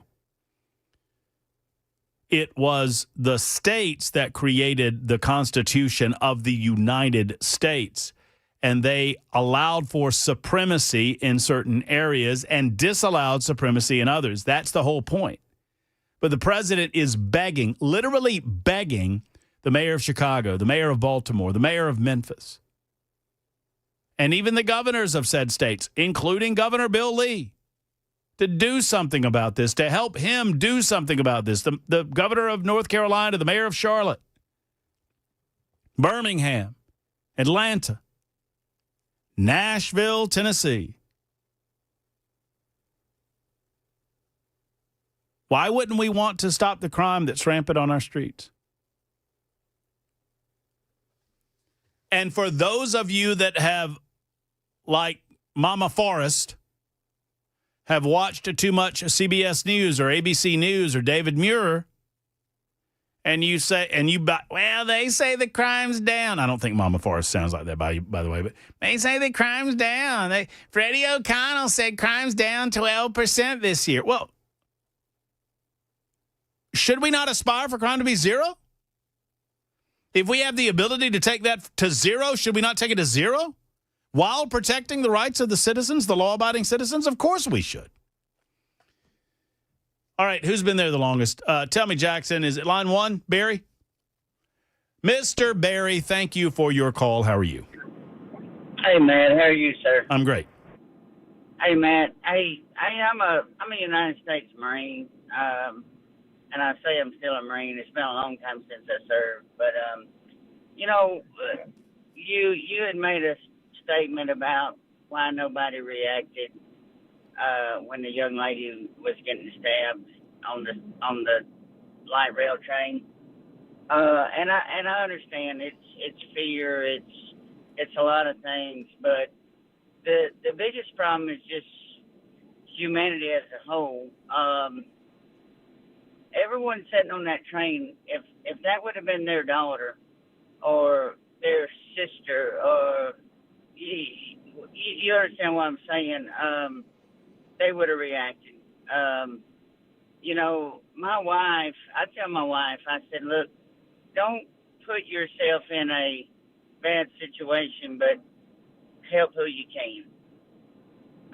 Even if that means that you get hurt or you get killed. Matt, does that make sense? It's a humanity thing. There's times we gotta put fear aside. And I understand that it is not in the DNA or the makeup of some people to put themselves in harm's way. That they have a fear of, and they have this dynamic of self-preservation that kicks in. I understand that fear, and I get it. There's also what's the term I'm looking for when there's a group of people, it's somebody on the super text line will help me with this term, where the more people don't do anything, the more prone people are to not doing anything. So if there's a group of people that witness an event that... Well, we've gotten so desensitized. I don't mean to cut you off, Matt. I'm sorry. No, that's okay. I'm driving. I'm in southern Arkansas, traveling. But and I travel to these places. I travel to Charlotte a lot. I travel to Memphis. I see everything that we're talking about. But I don't know. Maybe because of my training, because man, I've seen and done things that I hope nobody else ever has to. But self-preservation only goes so far when it comes to our fellow man. Does that make sense, man? It does. It does. And I think the term that I was looking for was bystander syndrome. Yes. Where groups of people, if you're in a group of people with 10 people looking at an event, and Barry, I know that what you're saying, I mean, I'm not, I can only imagine that you've seen things that you don't want others to see. And I don't want the nation to become so dystopian that we have to take the law in our own hands. I don't want us to have to Charlie Bronson this thing and resort to some level of vigilante justice. At the same time, I would hope that if we're in a situation where I'm standing and I'm observing wrongdoing happening in front of me, that I'm going to step up and not be a bystander, not be an observer, not be passive in that situation, but be active in that situation. Now, obviously, that's a judgment call, circumstance to circumstance, but my goodness gracious. We should strive to be more like Daniel Penny. Shouldn't we? Shouldn't we? Bystander syndrome is this concept where if there's a group of 10 people standing around and an altercation occurs, where somebody starts beating the hell out of, that if nobody does anything, that the group is more prone for nobody to do anything. And that once one person breaks out of that bystander mentality and does something, others will follow. But nobody wants to be the first to do it. Lloyd is next. Lloyd, thank you for the call. Good afternoon. Good afternoon, sir. First-time caller. Glad you're here. You changed my subject as you all were talking. I just want to say I had an idea like 10, 12 years ago. We need to get our military into the center of America and then push all the bad out to the coastline and then take care of it. But I like the taking care of each city. I don't know why they don't even want to have us come in and help them. But with that being said, that bystanding syndrome, you said, I think more of that is happening now because everyone's got their cell phone now. Yeah, I mean, you're right. I mean, everyone, sadly, if people aren't absorbed in whatever they're watching on their cell phones with their earbuds in and completely oblivious to the things going on around them, they, instead of actually engaging in a given circumstance, all they want to do is video it. One other thing, it happened to me in 1980. I'll even give you it was Virginia Beach. I played the beach from back then.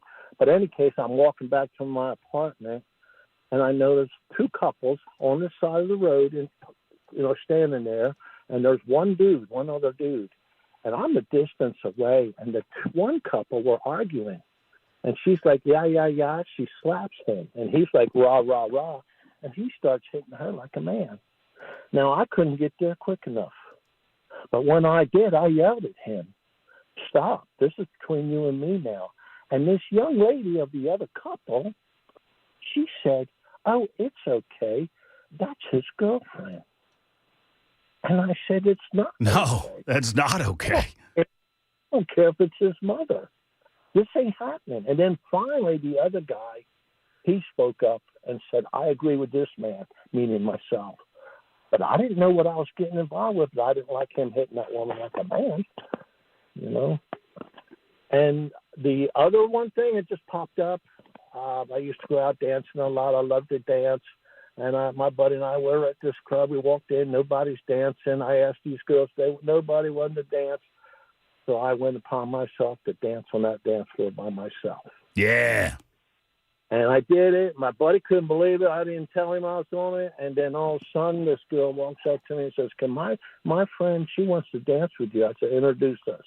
So we got to dancing. We filled the dance floor. Everybody got. That's what it's all. Yeah. See, that's what we're talking about. Bystander syndrome, right? Nobody wants to be the first. Yeah.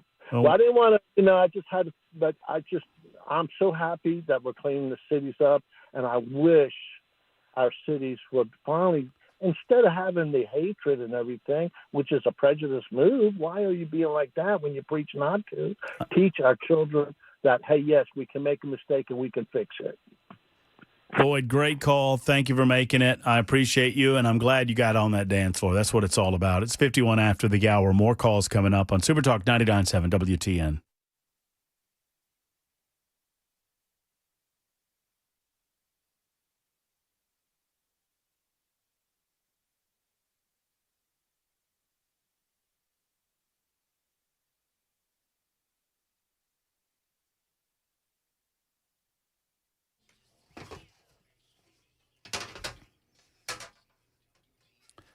Hi, friends. It's Matt Murphy for the Tennessee Men's Clinic. Now, listen, fellas, I understand that some of you don't want to talk about this necessarily openly because you want to pretend like it's not going on. But I'm going to talk to you about it whether you like it or not for the next minute or so. And I just want you to listen. If you've noticed that you still have the drive, the desire, but maybe you don't have the can do, you got the want to, but not the can do, I can open up a bottle of Can Do for you. And that's at the Tennessee Men's Clinic, right? Because the Tennessee Men's Clinic, they don't rely on pills that don't work online. They don't rely on things that come with nasty side effects. They have a urology-based approach to helping you get back into the game, fellas, and you know exactly what I'm talking about. They have proven treatments that are tailored specifically to you, whether you're dealing with mild to moderate ED, I'll go ahead and say it, or performance issues, or you're just at an age where you feel like maybe that's behind you. It's not behind you, man. Let's get back in that game. Do not forget, they can help you at the Tennessee Men's Clinic, and they have a clinic near you. They just opened a new clinic in Clarksville. That's pretty cool. They have one in Cool Springs and one, the OG, in Midtown. Since 2014, they've been helping fellows just like yourself. Go to TennesseeMen'sClinic.com online to find out more. That's TennesseeMen'sClinic.com or call 615-208-9090, 208-9090.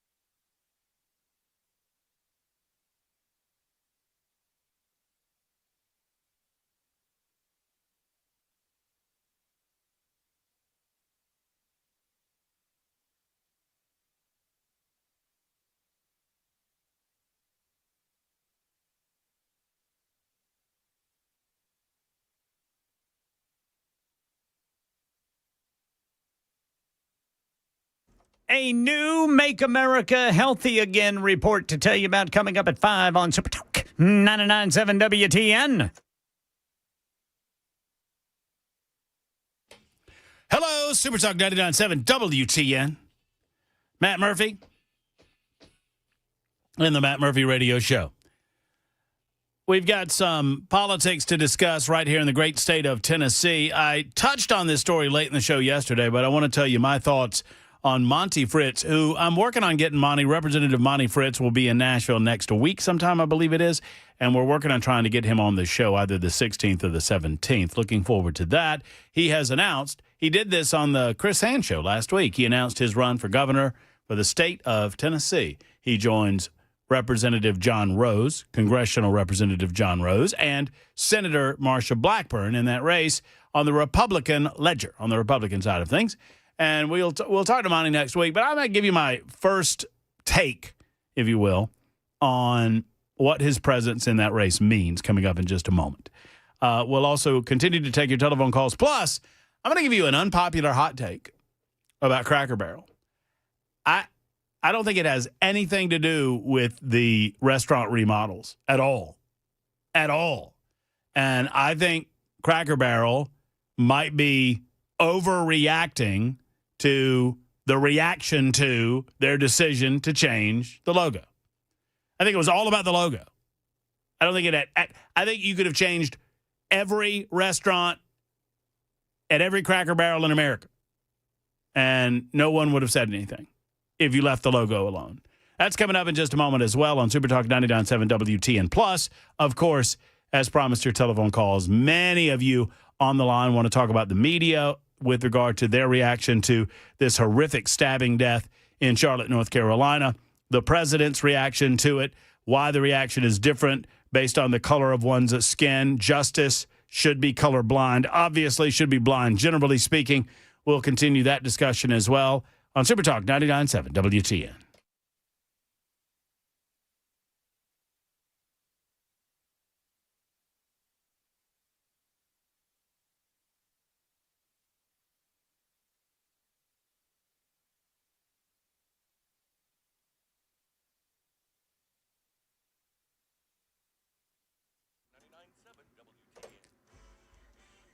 Five o'clock on the dot. I'm Ken Weaver with your top stories. Got the full forecast and traffic in 5 minutes, and a new Make America Healthy Again report released by the White House today. It outlines ways to address children's health by advancing research, increasing public awareness, strengthening public-private partnerships without clear directives on vaccines. ABC's Jay O'Brien on the question now for Health and Human Services Secretary RFK Jr. Does Kennedy agree with something President Trump said just a few days ago, that there are vaccines that, as the president put it, quote unquote, work, and that there are some vaccines that should be taken?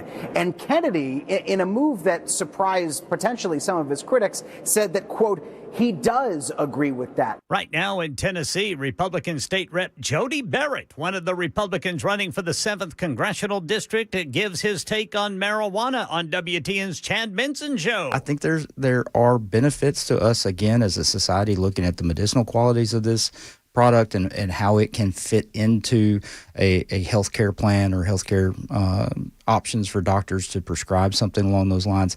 Again, the recreational side of things, we've seen just over the history with tobacco and alcohol and other things, and how big corporations that get involved in these types of things always end up trying to target more and more. Would you be cool for, somebody to grow it in their own, have it over 21 in their own house and use it recreational? Is again, once corporations get involved with a lot of this stuff, it goes sideways. Yeah, I mean, again, personally, whatever you do in your own home, I don't care. I don't know that the government should have any say so about what you're doing on your property and in your own home. Early voting for the 7th Congressional District, a special primary, starts in 8 days, September 17th. Tennessee U.S. Senator and 2026 gubernatorial candidate Marsha Blackburn was on WTN's Nashville's Morning News with Dan Mandis this morning and said the Senate probably will not vote on releasing the full Epstein file. My understanding, Dan, is that this is something they are doing as a House resolution, and as a subpoena from the House committee. I don't think this is something that is going to come to the Senate. Blackburn's been a vocal proponent for the full release of the Epstein files and other related documents. Meanwhile, the White House says that is not President Trump's signature on that birthday message Democrats claim Donald Trump wrote for Jeffrey Epstein's 50th birthday in 2003. The president did not write that letter. He did not sign those documents. He maintains that position, and that position will be argued in court by his lawyers. The president is very confident he's going to win this case. Yeah, he filed a $10 billion lawsuit against the Wall Street Journal for its reporting on the matter. And that's the latest news. Traffic and weather next. I'm Ken Weaver, WTN News.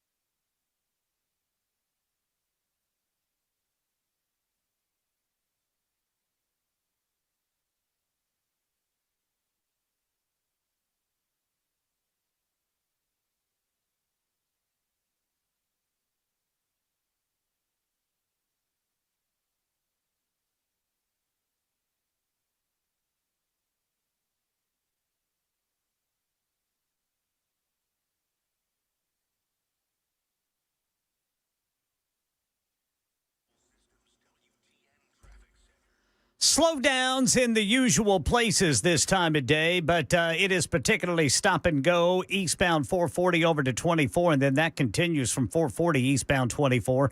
Westbound 40, you're coming to complete stops there between the eastern split and downtown, and then both east and westbound, the south loop downtown, coming to complete stops right there around Demumbrian. We do have some crashes to contend with. We've had one pop up in Madison here. That's 65 southbound before Old Hickory Boulevard.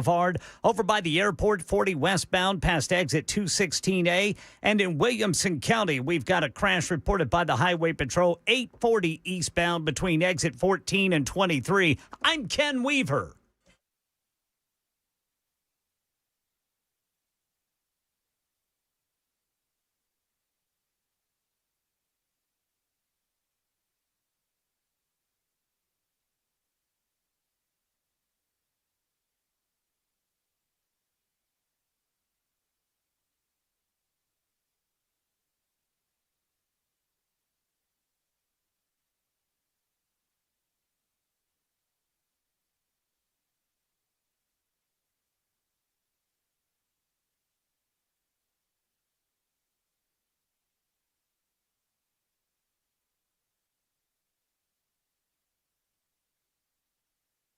Super Talk 99.7 WTN. Hello, my name is Matt Murphy. Halfway home on the Tuesday edition of the Matt Murphy Radio Show.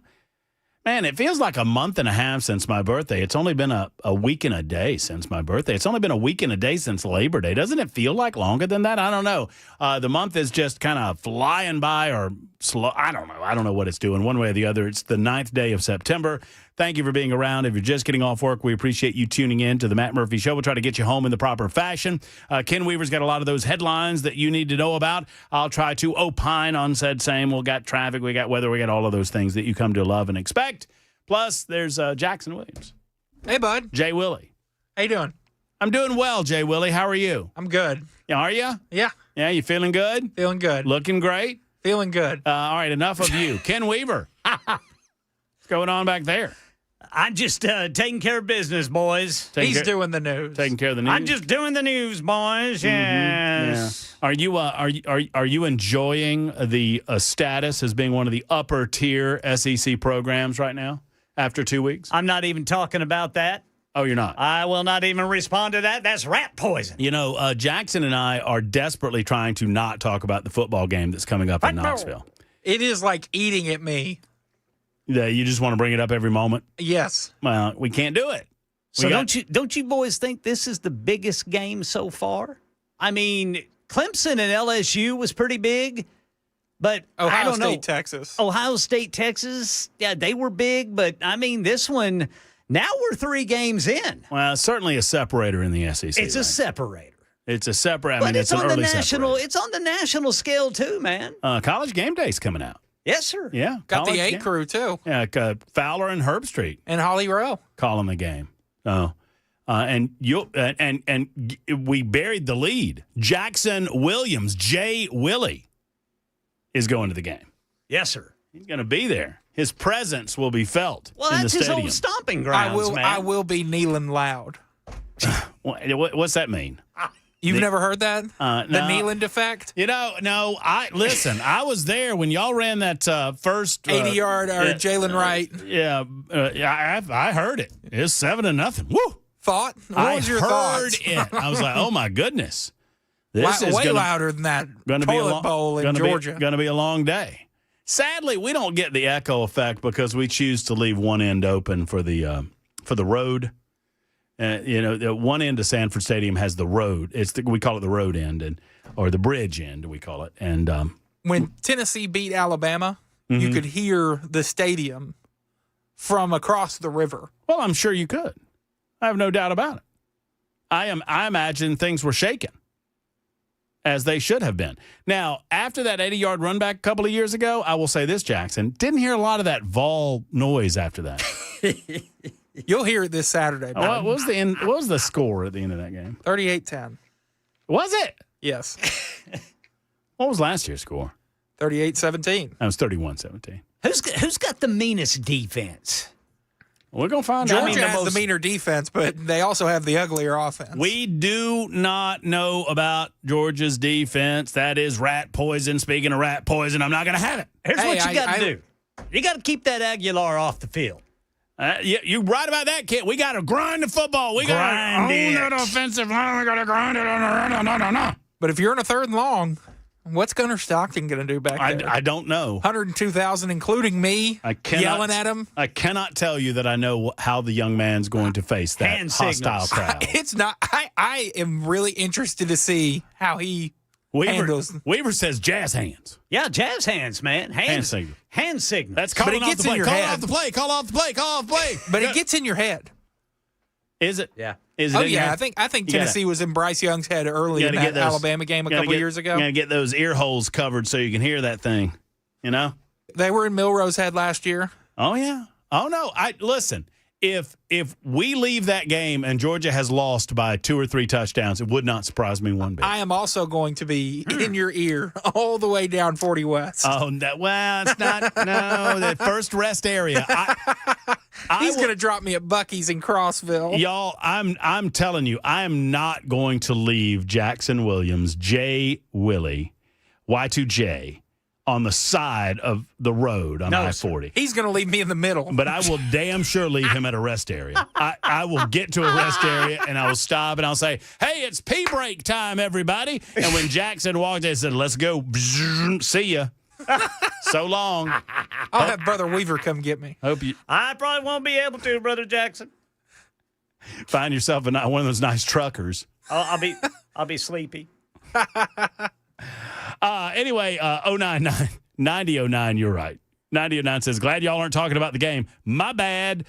No, we do have more important Don't things. get me started. I know. I mean, look, we're excited. It's hate week. It's fun. We're going together. We're riding together. It's our first field trip, kid. And it's football. It's foosball, and it's Jackson and Maddie's first field trip, and we're going to videotape it. We're going to put it up on social media. It's going to be fun and exciting until somebody loses. The game. Predictions coming later on in the week. Someone wants to know a prediction on the game. Yeah, I don't understand what that means. Tennessee 27, Georgia 21, Austin P 13. I don't understand what that means. Hey, those Governors, they were tough on you. They scored that 6 points. As vanilla. As vanilla, Georgia. I don't know. We've been hearing that for a couple of years now, Ken, that Mike Bobo's not showing you the real offense. He's just waiting.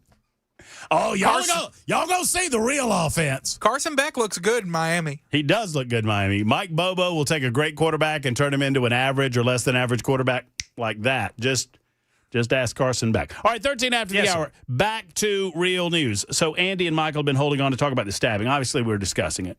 What to do about it, crime in the inner city, and a discussion about the propensity that we have for crime in blue cities primarily, and how the mainstream media doesn't want to discuss. And sadly, it becomes a racial issue as a result, because they seem to pick and choose those stories that they discuss based on the racial components of the victims and the perpetrators. And I'm saddened to tell you that we're not doing that here. We're talking about all of this, and we're laying it down where the goats can graze on it. Andy is next up on Super Talk 99.7 WTN. Hello, Andy. Hi there. Hello. Yes, sir. Hey, Andy. Yes. Okay. Can you hear me? Yes, sir. We've got you. What's on your mind?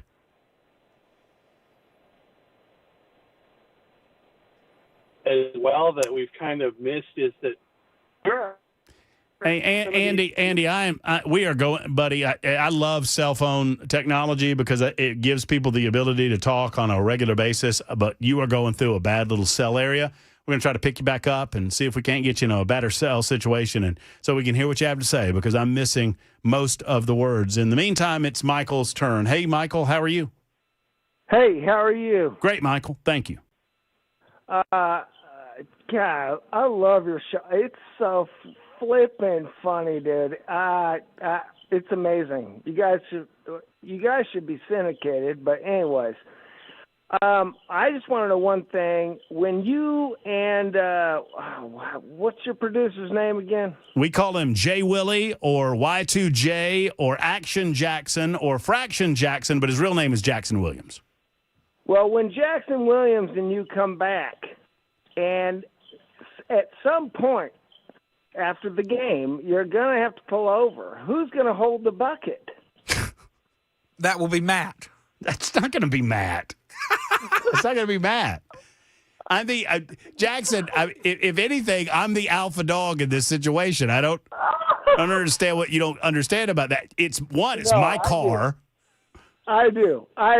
You are right. Thank you, Michael. Thank you, Michael.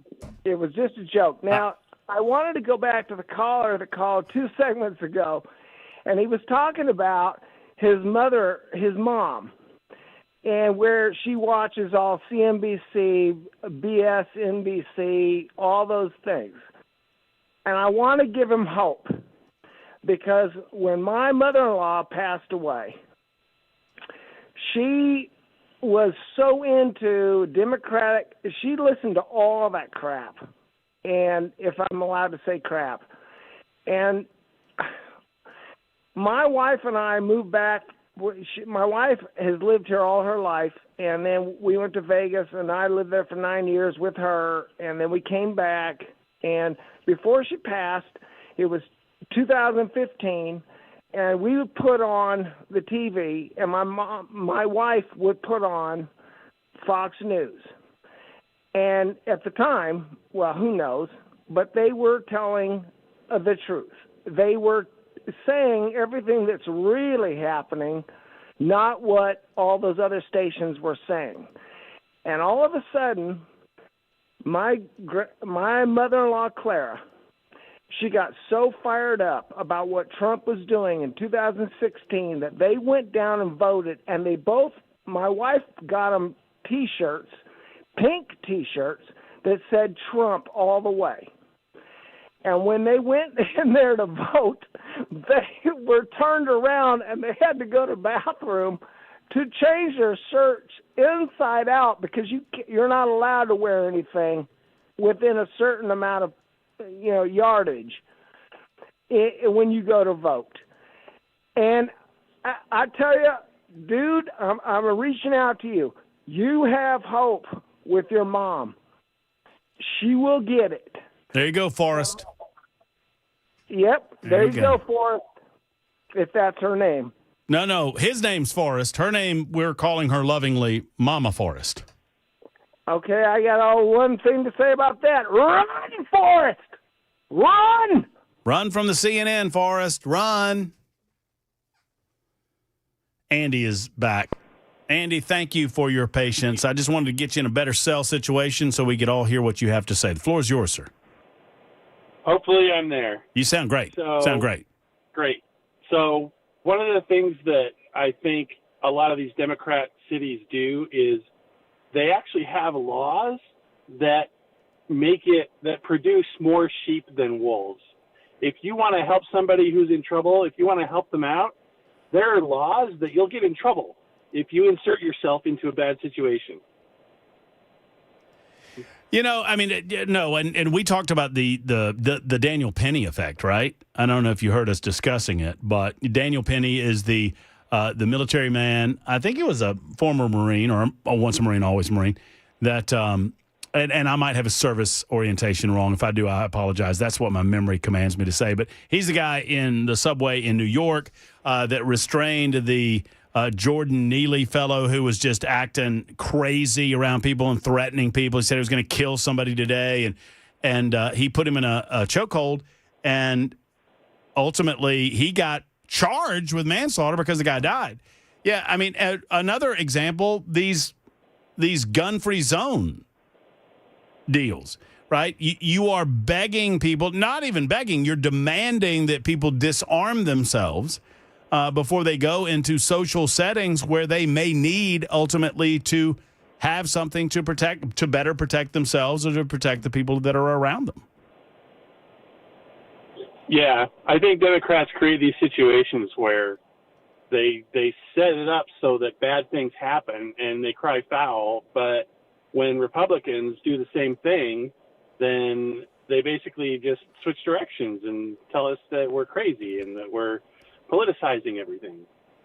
Well, that's right, and that's what we're being told right now. Don't buy into it. Don't buy it. This is a big story. It matters. It has resonated. There's a lot of elements to this story that matter, and not the least of which, and thank you, Andy, for the call, is the refusal on the part of the mainstream media from covering the story. Why are they not covering this story? It's a big deal. A woman was assaulted for no reason whatsoever on a subway, on mass transit. So think about the components of this story. We're told that mass transit in our major cities are safe. We're told that we need to use mass transit more to get off the roadways, that we need to do that for the environment. I mean, all these kind of interlocking stories go into this particular situation and are at play here. We're told that there's no danger on these public mass transit railways. Just not true. We know that were circumstances different, I mean, and we see it all the time where the mainstream media plays up the dynamics of a given circumstance based on the race of the individual perpetrator or the individual victim when it furthers a narrative that they want to present. And it's sad to say, but true. And I don't pretend to know everything that goes into the socio-dynamics behind why young black males have turned repeatedly to crime in our major cities.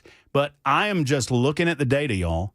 I'm just looking at it, and I would suggest to you, as I said at the beginning of the show, that we better be willing to identify it. If we don't identify it, then how in the world are we going to solve it for everyone, especially for other African-American people?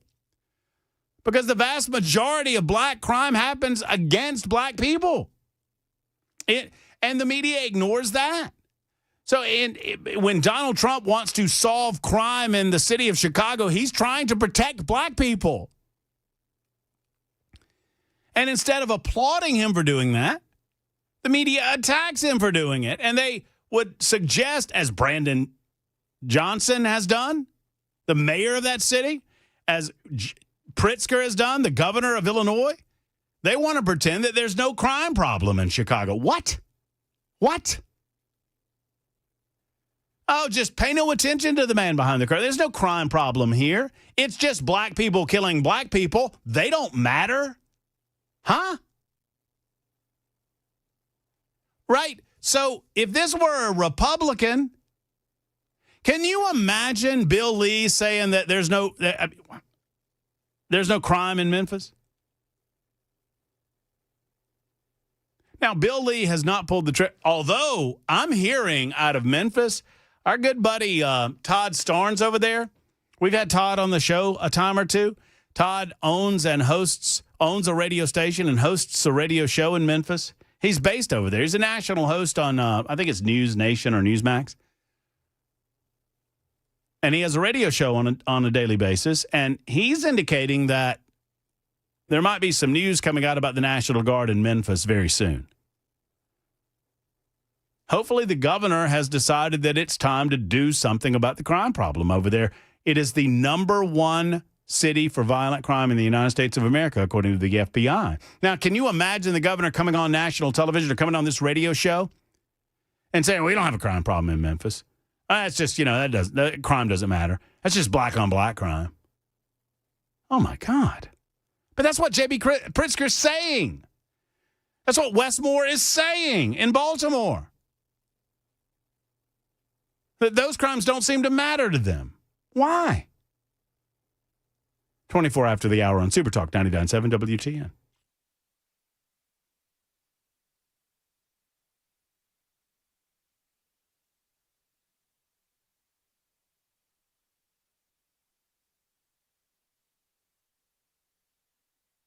Hey, friends, Matt Murphy for USS, which stands for United Structural Systems. Friends, homeowners trust USS, and I don't blame them.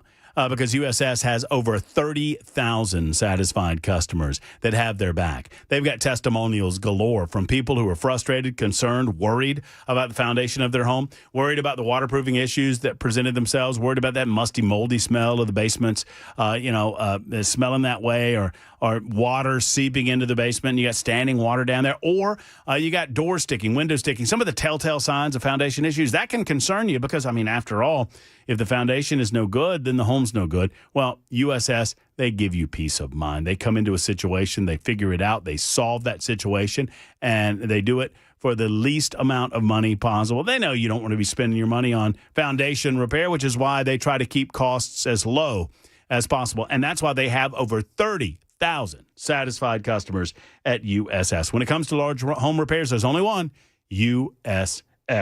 Give USS a call at 615-488-7855, 488-7855, or online at USSTN.com, USSTN.com.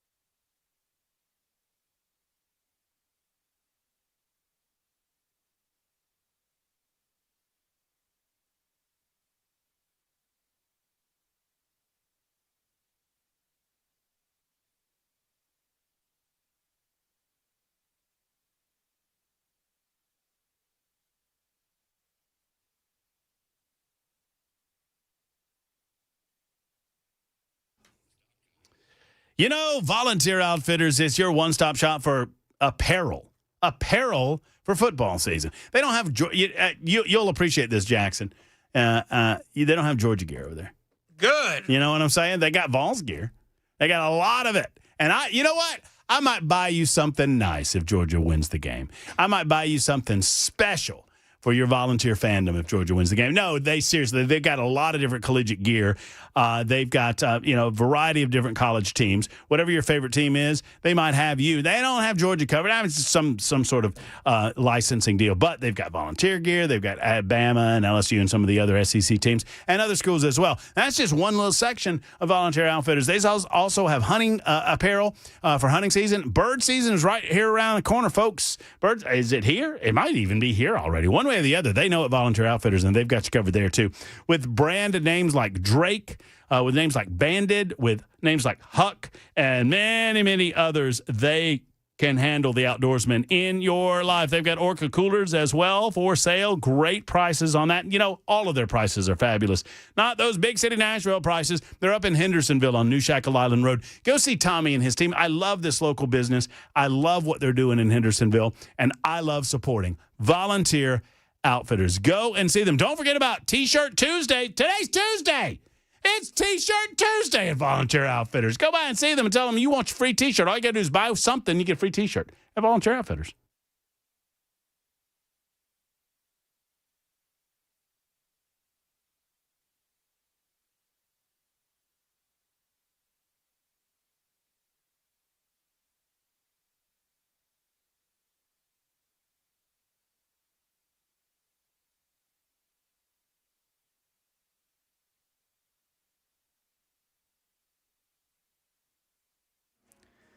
And an urgent manhunt in New York City after a horrific fire. An elderly couple set on fire in their home. Details coming up at 5:30 on Super Talk 99.7 WTN.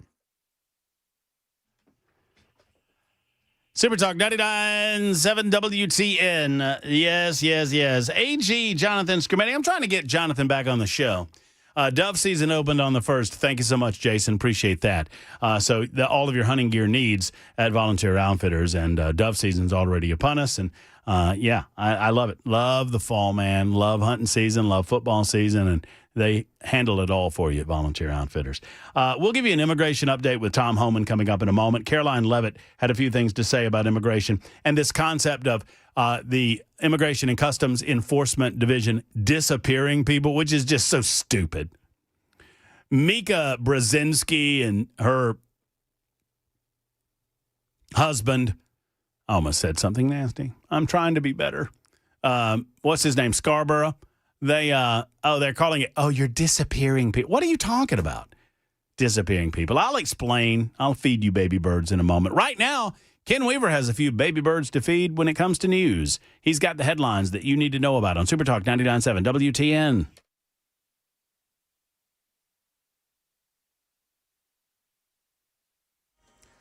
.5:30 on the dot. I'm Ken Weaver with your top stories. Full forecast and traffic in 5 minutes, and an urgent manhunt in New York City tonight. A horrific fire in which police say an elderly couple set on fire in their Queens home.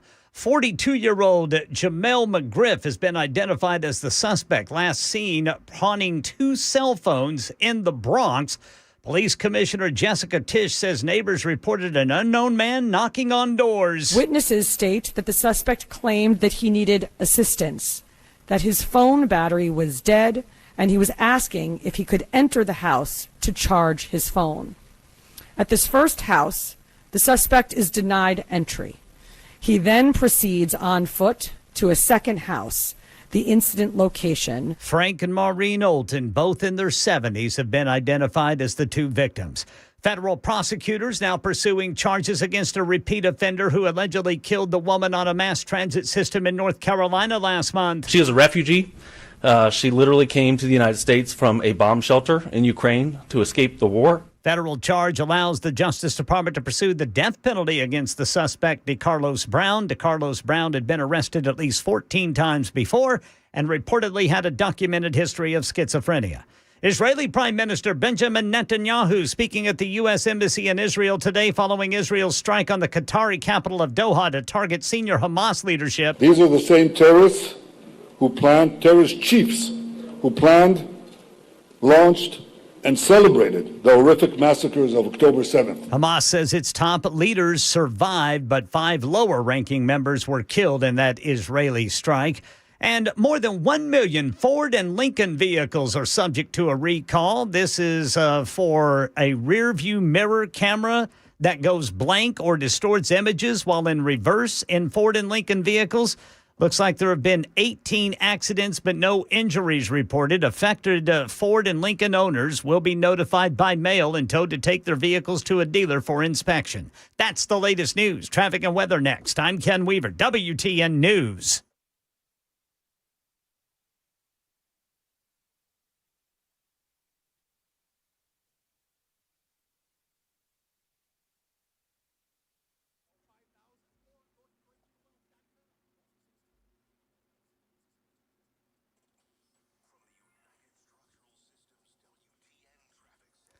Berry Hill, TDOT reporting a crash on the right shoulder, 440 eastbound before 65. Then 440 westbound, we've got a crash partially blocking the off-ramp to Murphy Road there at exit 1A. In Bordeaux, Briley Parkway northbound at Centennial Boulevard, police reporting a crash. And in Dixon, we still have bridge work closing the right lane of 40 eastbound right before exit 163. Talbot's Corner, a crash. Police reporting 65 northbound at I-24 North. And in Mount Juliet now, got a crash reported 40 eastbound between exit 229 and exit 232. I'm Ken Weaver.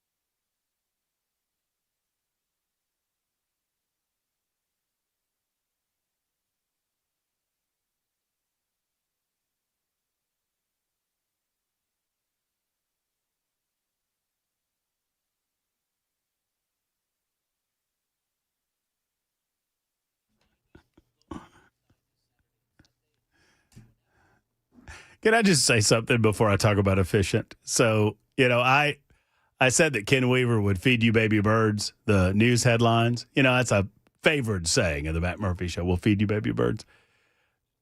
8779 wrote, I sure as hell hope it's not one of them baby woodpeckers Ken needs.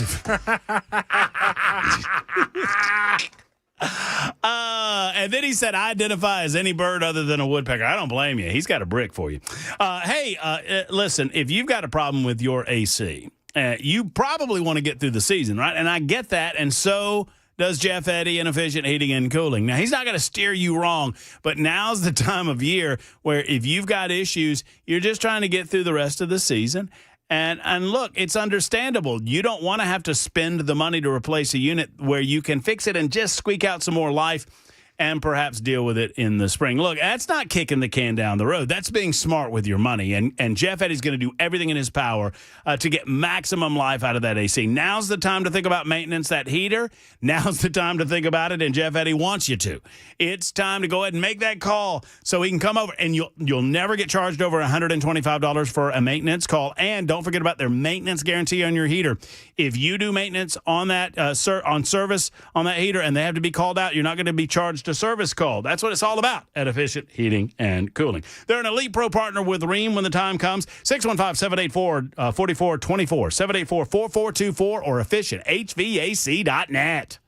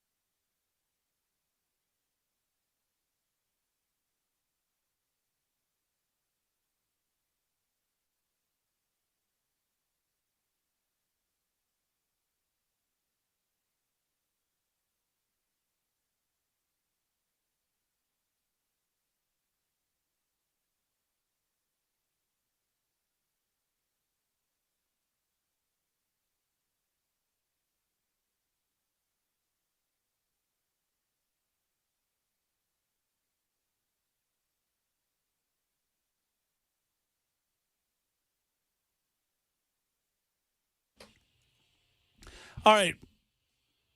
Very quickly, I am set to have a conversation with our good friend, AG Jonathan Skrmetti. And I'm going to let Skrmetti speak for himself on this, but he is set to defend a couple of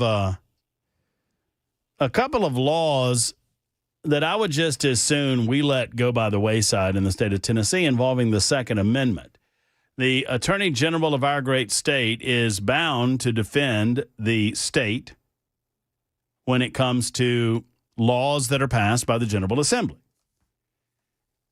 Well, it's interesting because while he is set to defend a couple of those pieces of legislation, Republican attorneys general have filed an amicus brief with the Supreme Court asking it to overturn a Massachusetts firearm licensing requirement for non-residents.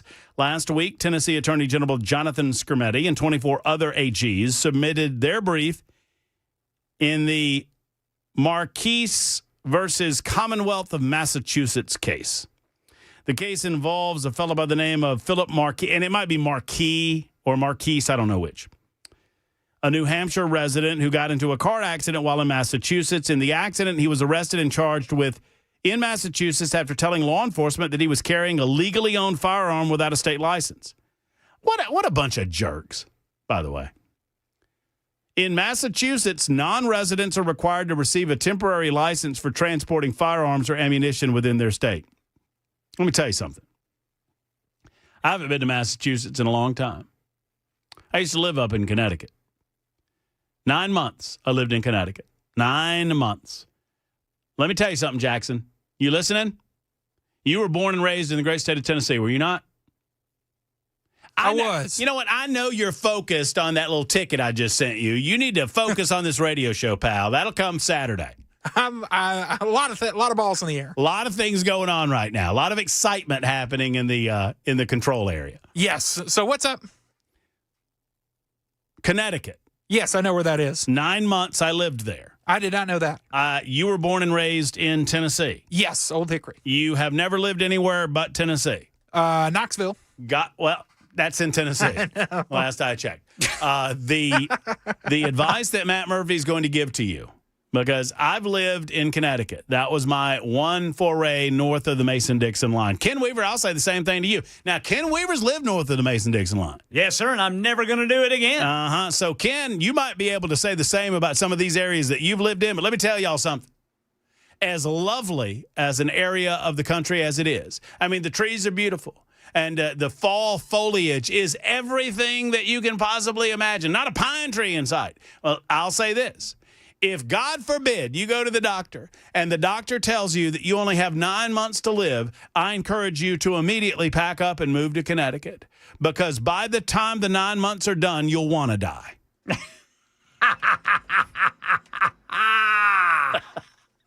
That's the way I feel about that. That's a good one. The best thing about Connecticut is how small it is. I mean, you can drive through it in like an hour and a half. Isn't it nighttime all the time in the winter there? Good Lord, Ken. 4:15, man. 4:15, it's dark. Just street lights on. When you leave, all I know is when I was not working in radio in Connecticut, I sold cars at Crowley Lincoln Mercury in Bristol, Connecticut, just down the road from ES&PN. And let me tell you, when you left the dealership, it was dark. Yeah. When you left to work, it was dark, and and there's a lot of drunks in Connecticut, and I know why. Yeah, because it's so damn dark all the time. There's nothing else to do. Can't hang out outside. Just go home and drink. Anyway, Massachusetts, Connecticut, pretty much the same thing. Anyway, Jonathan Skrmetti is offering his take in an amicus brief against this regulation that requires you and I to get licensed temporarily in Massachusetts, even if we're just driving through, which is nonsense. Well, there's that going on, and then there's another case going on involving a defense of a piece of firearm legislation passed by the General Assembly in this state. I'll tell you more about that in a couple of minutes. 615-737-9986. Somebody writes in Foxwoods. You know, Foxwoods is nice. For what it's worth. Foxwoods, I guess Foxwoods is in Connecticut. That's right. Hey, look, Storrs was lovely, where my buddy went to graduate school. And hell, I mean, I don't have anything bad to say about Bridgeport. I had a great time. I did a little sailing deal around Long Island out of Bridgeport. Oh, yeah, I went sailing. Don't laugh. Why are you laughing? I went sailing. I was a first mate. You think that's funny, Dave? Yeah, I imagine an episode of Gilligan's Island. Mm-hmm. Hey, if I can, hey, Weaver. Yes, sir. Will you be Mr. Howell? Lover. Lover. There you go. Or the professor. I don't care which. Come here, Ginger. Oh, jeez. I'll tell you what, Jackson. This Halloween, I'll try to lose a few more LBs, and I'll go as Gilligan, and you can be the skipper. What? I don't know what the skipper looks like. I don't know whether to take that as a generous proposition or an insult. I don't know how to take that. The fact that I believe you, that you genuinely have no idea. He could be in a lineup and I wouldn't be able to pick him. Well, he's a good-natured, he's a jolly fella. Hey, why don't you hit the music and let's go ahead and do Nincompoops in the Nincompoops in the news. Jackson calling me out. Old person, I don't know. Hey, Boomer, I don't know what Gilligan's Island is. Okay, Boomer. I almost said sooner. You did, didn't you? That's right. I forget that's the way y'all react. That's kind of like anybody says dogs and we start barking. I think I won yesterday. You did win. I was the big winner. Way to go, Brother Murphy. Thank you, Ken. Don't encourage it. Blind sow, acorn. Every once in a while we find one. I'm going to take us to Prince George, British Columbia, where a Prince George, British Columbia man has received a 90-day driving probation after he was spotted by police driving on city streets this past Friday morning. On September 5th, an officer was on patrol in the area of the 15th Avenue and Nicholson Street intersection at about 9 a.m. when they spotted a man driving a vehicle down the street. The Prince George RCMP, I guess that's the Royal Canadian Mounted Police, told Global News, quote, "While this may seem like something that should have flown under the radar, it was out of the ordinary as well as it was a busy area during morning commute. It put other drivers on the road at risk as well as that particular driver himself. You see, the driver of the vehicle was driving while intoxicated. Police officer believed the driver to be impaired and found that the driver had a suspended license. Oh, yeah, he was also driving a pink electric Barbie Jeep." One of those. What's his name, Ken? I don't know if his name was, I think his name was, his name was Casper Lincoln. That's a great name. That's a pretty good name. That's a football name. Yes, sir. Casper Lincoln on the offensive line. Casper Lincoln was driving a Power Wheels Barbie Jeep Wrangler, hot pink. Told Global News he borrowed the toy and it belongs to his roommate's daughter. He was trying to... Y'all don't make me laugh. He was trying to get to the convenience store, quote, to get a Slurpee. In a toy Jeep. He said, "It's not like I was in a high-speed chase. I waited until it was safe, and then I crossed the road. I was doing my hand signals and everything." During the stop, police officers believed the driver to be impaired. I mentioned that. The driver was arrested for prohibited driving. He then provided 2 breath samples that were both over the legal limit. He was subsequently issued a 90-day driving probation, according to police. Lincoln said he hadn't had anything to drink that morning. He had just woken up.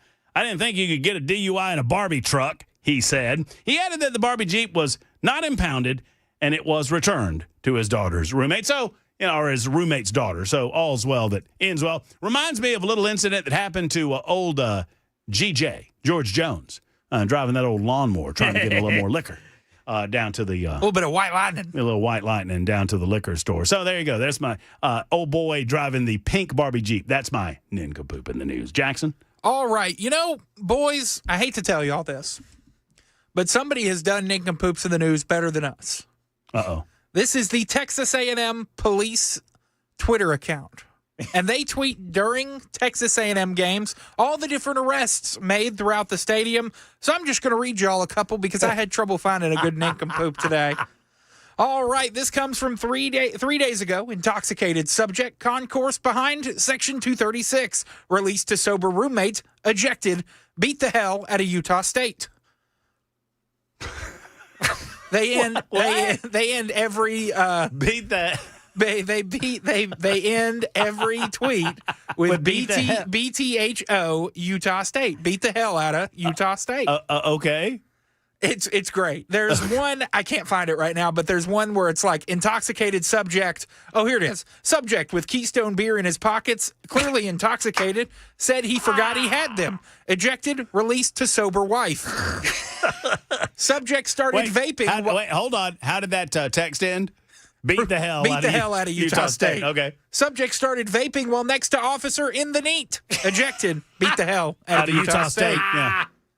Let's see if we can't find one more. Subject was being ejected for intoxication and vaping. While being escorted out, subject evaded. Subject was located back in Section 124 and arrested. Beat the hell out of Utah State. No, beat the hell out of UTSA. This is from a couple of weeks ago. Oh, yeah. My bad. But this account brings me so much joy out of all the nincompoops that we don't get to talk about because they're not in the news, but they're in the news. They are now. Well, yeah, they're in the news as we speak. I tell you what, that old boy really liked Keystone Light. Here's the thing. The best one is released to sober wife because that guy is having a bad evening. Yeah, I mean, that's worse than anything the cops were going to do to him, I assure you of that. Mr. Weaver, you're an nincompoop, sir. All right, my buddy Dale Delbridge gave me this one. He's from right here in Middle Tennessee. This is out of Detroit. Man accidentally shot himself in the foot while attempting to kill a cockroach. Man accidentally shot himself in the foot while trying to kill a cockroach in an unlucky and unfortunate series of events. Police said that the victim, 50-year-old man who uses a wheelchair, was using his shoe. He took off his shoe, threw it at the bug to kill it, but a revolver he keeps in the shoe fell to the ground. Upon making contact with the floor, the gun discharged and the bullet hit the victim in the foot. According to police, the man was in stable condition after going to the hospital. This reminds me of my grandfather almost shot his toe. He had a little .25 pistol, and Pa liked to do this. He said he didn't like the pull on the trigger. And so he took the gun apart and he filed the trigger down, or he fired the firing pin down. And so it was he said he liked himself a hair trigger. And then he proceeded to keep the gun in his pocket. It went off twice in his pocket. Goodness. I'm talking about at different times. I feel like, and I told him, Pa, after you kept carrying it in your pocket. He said, well, I got to protect myself. So twice it fired out of his pocket, and one time it went right down the side of his shoe. Never hit him though. That's good. Never shot that toe off. That's so good. how did it go off? He just keys. The first, I don't know the second time. I never, but I was like, Pa, you got to stop there. He goes, I know. I'm keeping it. He said he was keeping it in his back pocket. I'm keeping it in my back pocket now. He would put keys in his pocket, and then the keys would get tangled up in the trigger, and, boop. Oh, yeah. It's just, got to sacrifice something, I suppose. Beat the hell out of Utah State. Beat the hell out of Utah State. That's how we play Nincompoops in the News on Super Talk 99.7. Give me some music. Super Talk 99.7 WT. Don't you get sassy with me. You may vote Ken Weaver. Oh, 4977's already voting for Ken? Thank you, 4977. Yes, sir. I just want you to picture a grown man in a Barbie Jeep, a pink Barbie Jeep. That's all I'm asking. I bet she was shirtless. I hope so. Yeah, I think that I got would a photo make it of him. real good. I hope so. I should have mentioned that if that's the case. That's how we play Nincompoops in the News. We'll get back to the real news momentarily on Super Talk 99.7 WTN.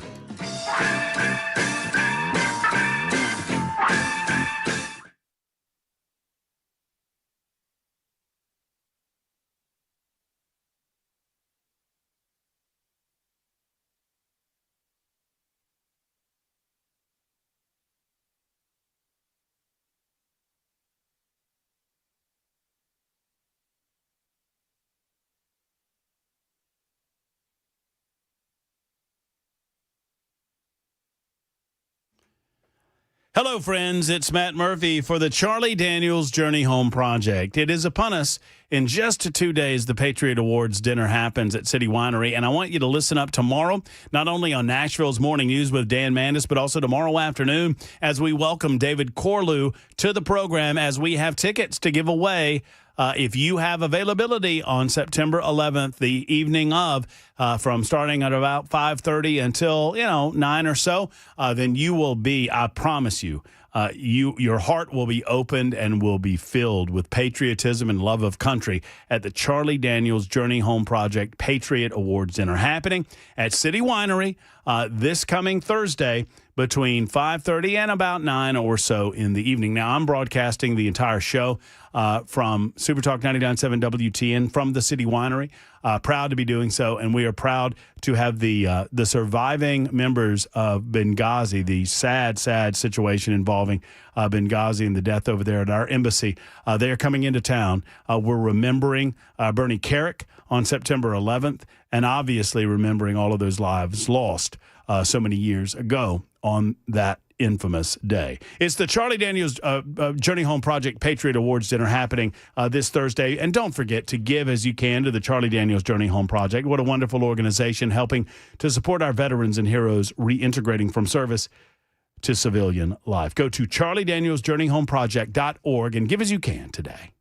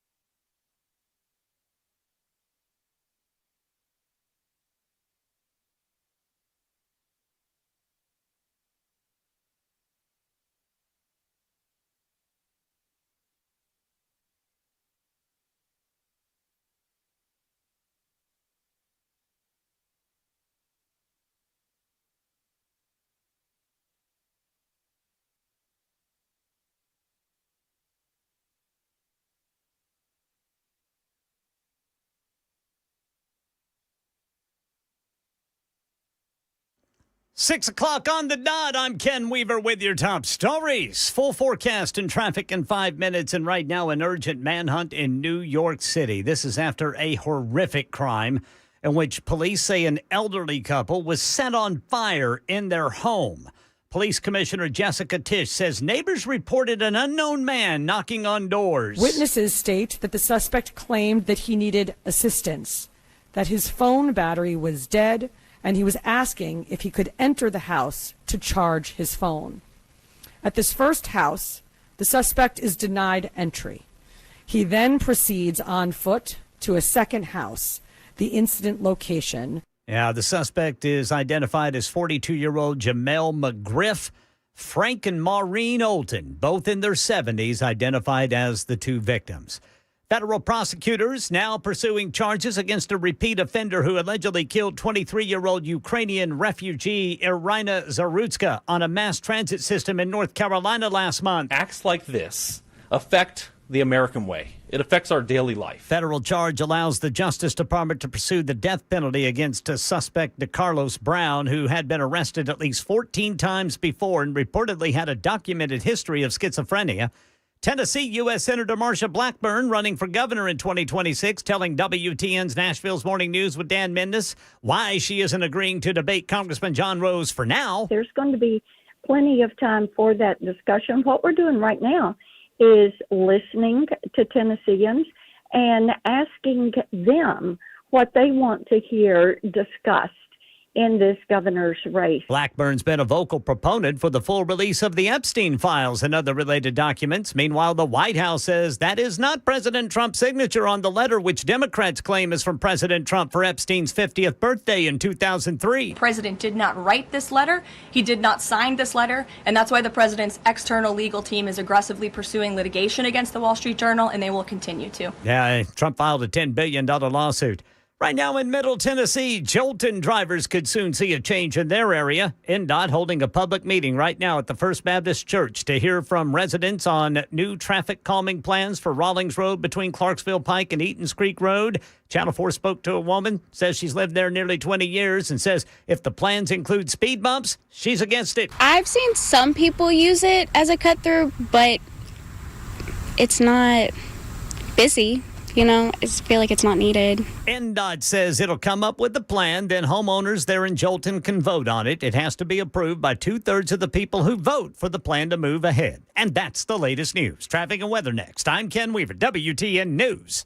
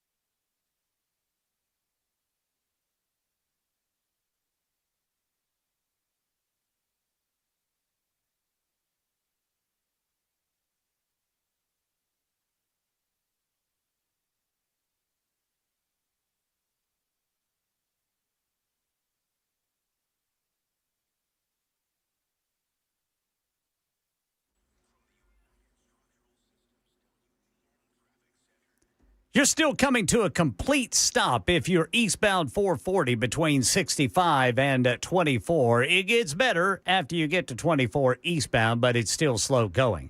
Mount Juliet still got a crash reported by the Highway Patrol 40 eastbound between Golden Bear Gateway, Beckwith Road, and then Tennessee 109. And Antioch, a crash, Murfreesboro Pike north of Pinhook Road. And then in Dixon, bridge work still has the right lane blocked 40 eastbound before exit 163. I'm Ken Weaver.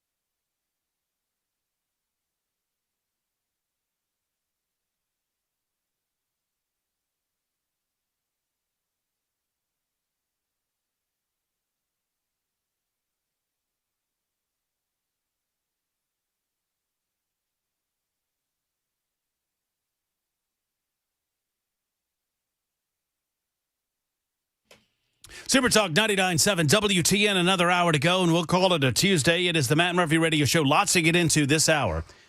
To include an immigration update, this concept of the Trump administration disappearing people was the topic of discussion on MSNBC this morning. Tom Homan was hot, absolutely hot. Caroline Leavitt had a few things to say during the press conference today as well, during their daily White House briefing.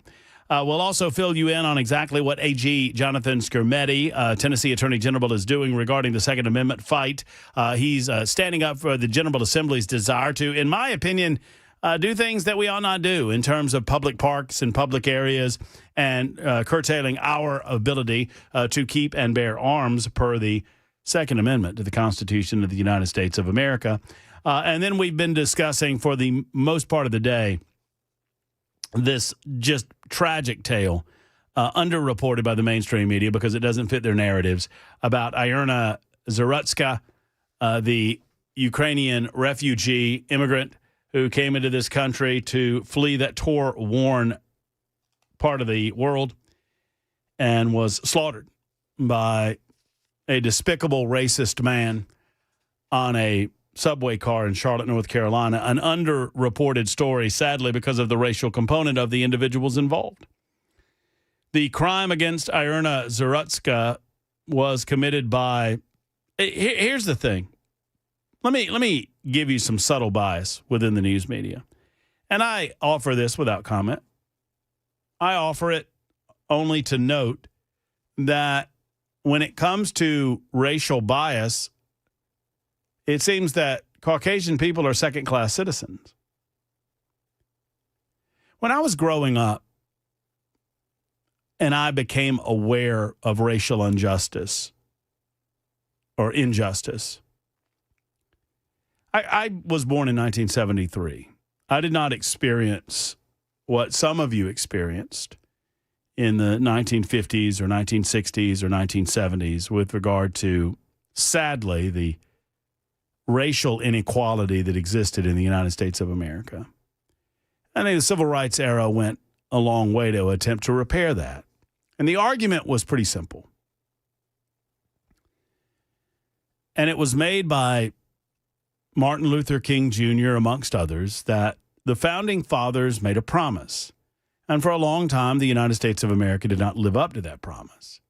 And the promise was that all men are created equal and endowed by their Creator with certain unalienable rights, and among those are life, liberty, and the pursuit of happiness.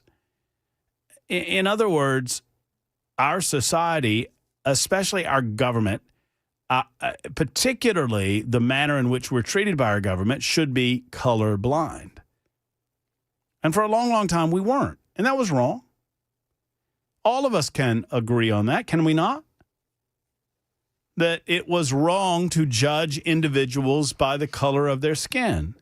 And instead, as famously quoted by Martin Luther King, we judge people by the content of their character. That's what his premise was.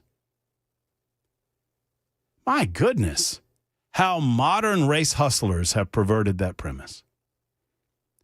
My goodness, how people who earn a tremendous living stirring up anxiety and controversy and perpetual a perpetual sense of unrest amongst people who, for the most part, just want to live with their neighbors and enjoy the blessings of freedom and liberty in the United States of America. I don't think that most of us want to continue talking about this. I know I certainly do not. But if we are not to push back, then we are to be subjugated. And I'm not talking about we as a race of people. I'm talking about we as an American people. Let me give you a very small example of this. Did you know the Associated Press is or has been long considered to be kind of the gold standard when it comes to how to present the news, journalism? And for a long time, many of you might not know that the AP, the Associated Press, came out with what they call a style book, which is how we present things. It is kind of a Bible for journalists as to how to present the news in the proper journalistic fashion. Did you know that the New York Times and the Associated Press style book instructs their journalists to, when referring to people by their race, okay, they are to capitalize B in black, and they are not to capitalize white, the W in white. Why is that? Now, it seems a small thing, and it ultimately is a small thing. But you read this story, right? One of the few stories that the New York Times did on the crime against Irina Zarutska, who I suppose would be considered white. After the video, and I'm just going to read, and I'll tell you when I'm capitalizing.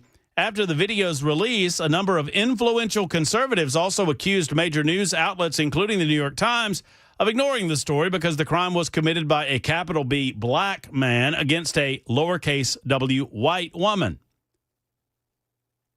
Dinesh D'Souza. The reason for the media's silence is racial. The right-wing commentator wrote on an online post, if the killer were small w white, this would get coverage. Of course, if this were a white, small w assailant murdering a black, big B victim, then there would be front-page headlines everywhere. The idea that mainstream news outlets downplayed crimes committed by capital B black people has become more of a talking point in some conservative circles in recent years.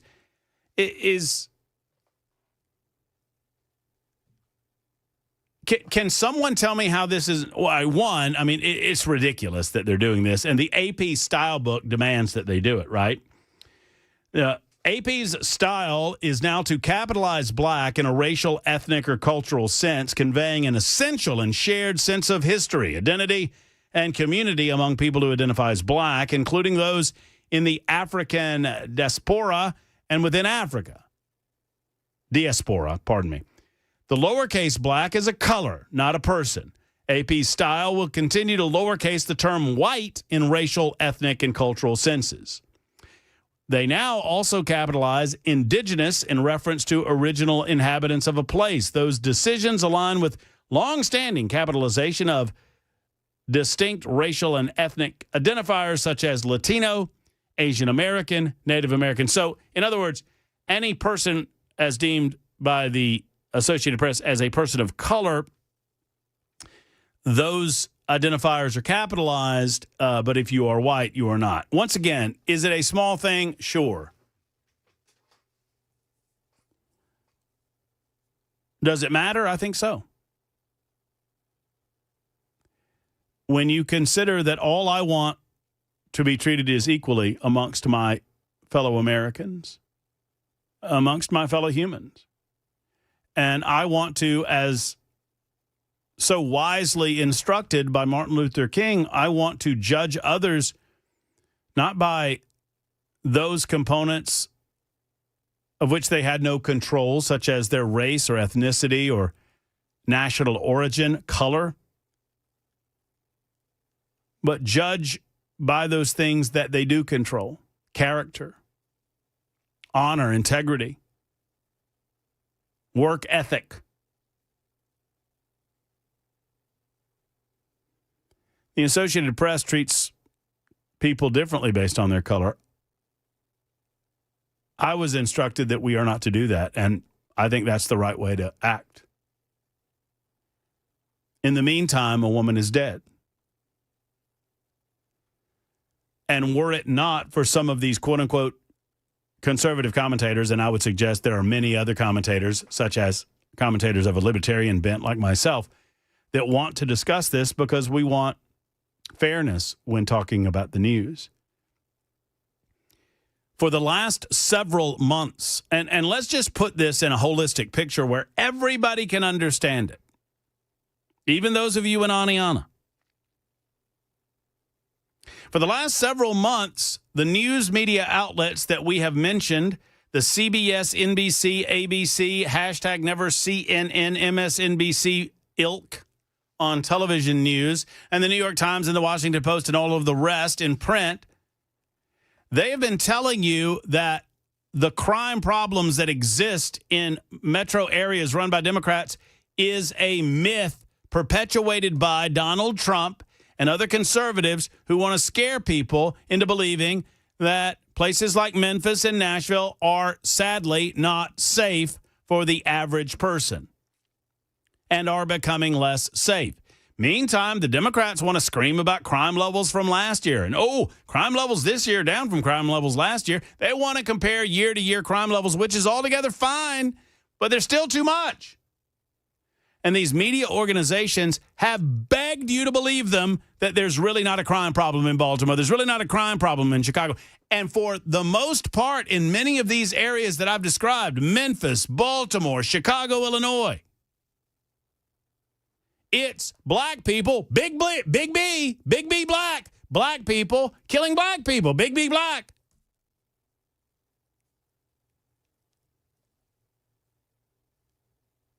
And their suggestion is we're not supposed to care. How racist is that? But the entire narrative is a lie. I do care. I don't care what your color is. I care if you get killed. I care if you're walking down the street fearful at night. I care that your city's crime-ridden. And I think most of the people in those communities care, too. They don't know what else to do. And sadly, they have been conditioned, many of them, black, white, brown, and they are these Democrats are conditioned to vote Democrat and have been for a long time. Democrats have failed you, Nashville. Democrats have failed you, Memphis. Democrats have failed you, Charlotte and Birmingham and Atlanta and Detroit and Baltimore and Milwaukee and Chicago. You want me to go on? And what do they do? What do they do? My God, in New York City, they're about to elect a self-avowed socialist who has called in the last 4 years to completely defund the police department. You want to talk about crime? Oh, he also wants to tax the tax base, that would be the, quote, rich, into oblivion to the point that they're going to leave the city. And his answer was, we'll convince them to stay.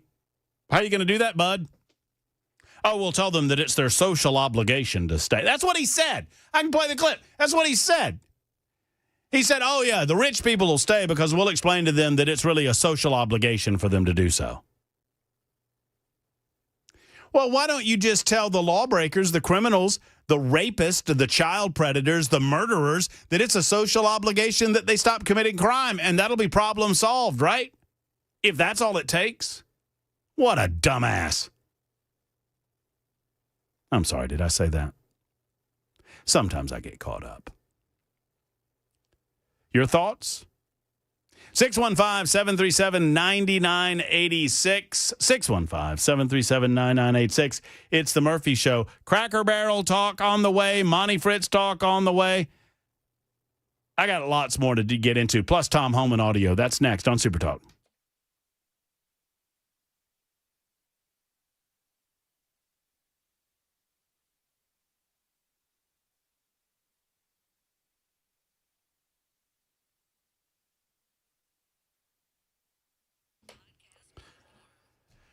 Hello, friends. It's Matt Murphy for Eurofix. Eurofix has built its business on answering some questions that people might have, right? So, legendary coach Lou Holtz once said that before people spend money, they ask 3 questions. Can I trust you? Are you committed to excellence? And do you care about me? Well, friends, I can answer those 3 questions concerning Eurofix with an emphatic yes, yes, yes. Back in 1999, owner Aaron Stokes was by himself in a one-car garage in a downtown a garage area in Franklin. A few months later, he moved into a shop in a barn behind his house so he could stay close to his family while building his dream of offering the best service on European vehicles at below-dealer pricing. Fast forward to today. The barn's long gone. Eurofix is thriving. 5 locations: Nashville, Franklin, Belmead, Murfreesboro, and Mount Juliet, with more to come. All work performed comes with a 3-year, 36,000-mile nationwide warranty, plus a rental car available with every appointment. Go ahead and ask yourself, can you trust us? Do we care? Are we committed to excellence? And the answer is yes, yes, yes. Go to myEurofix.com. That's myEurofix.com or 844-EUROFIX.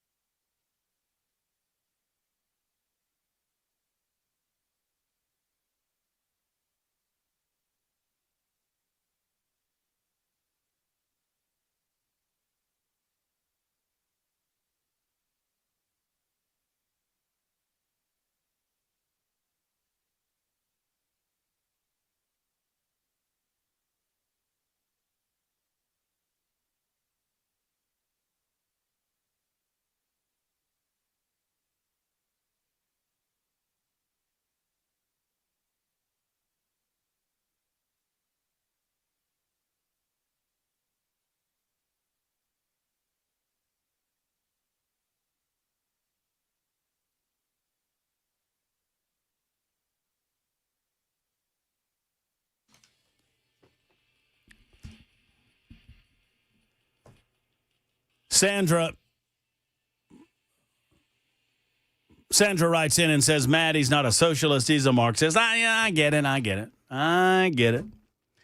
3376 says, Lightning Jackson didn't dump you, so it must be okay. Correct. That's exactly You can say right.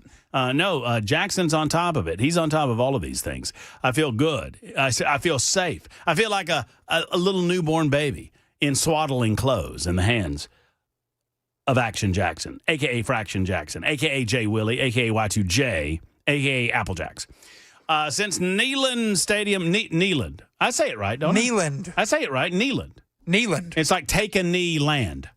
Neyland. It's like take a knee land. The promised land.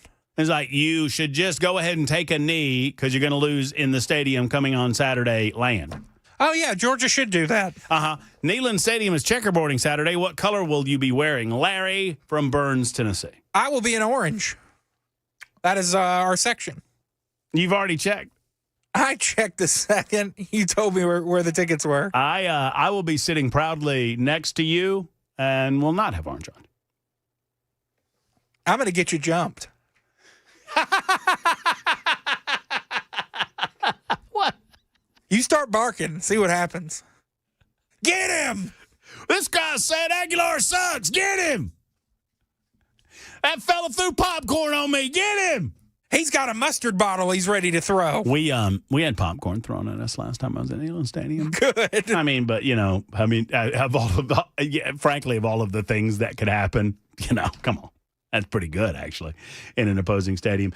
Let's talk to Linda, who wants to discuss this horrific stabbing. Linda, thank you for the call. I'm glad you made it through. How are you?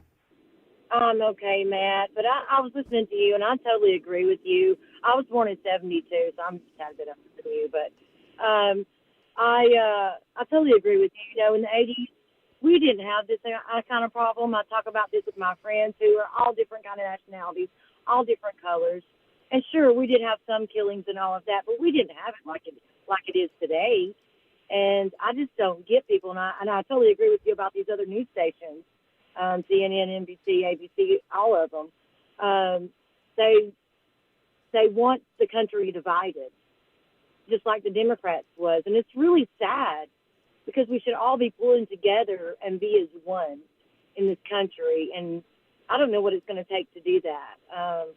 I'm a Trump supporter. I don't like his mouth. I think he's a little bit cocky, but I am a Trump supporter. I always said he needed to have a little bit of y'all, sweetie, and all of that in there. But I totally agree. The stabbing was awful. And I saw something today, and I hope I'm going to try to quote it like I remember it. But if a bartender can go to jail for over-serving a drunk, why can't these judges be put in jail for releasing someone and then they go kill somebody? No, I do understand.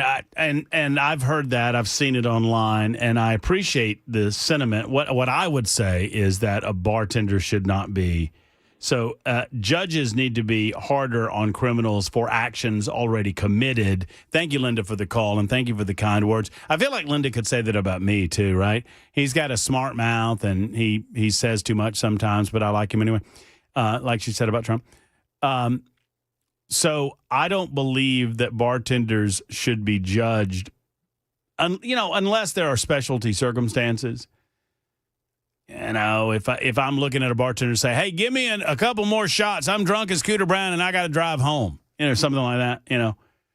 I don't think we should be judging bartenders based on the actions of other adult people who should know better. Similarly, I don't think we should judge judges based on the future actions of criminals that they release. We should judge them based on certain standards about criminal behaviors that have already been committed. Does that make sense to everyone? That a judge is to give appropriate penalty, and if a judge is what we need an ability to recall judges that are not going to reflect the demand of the community that they serve, that we put these scumbags behind bars for the actions already committed. So I don't want to tell a judge that they should have known that an offender will offend again. But what I do want to do is judge these judges, these men and women in black robes that are light on these criminals repeatedly and do not reflect ultimately the desires and the will of the people that they serve.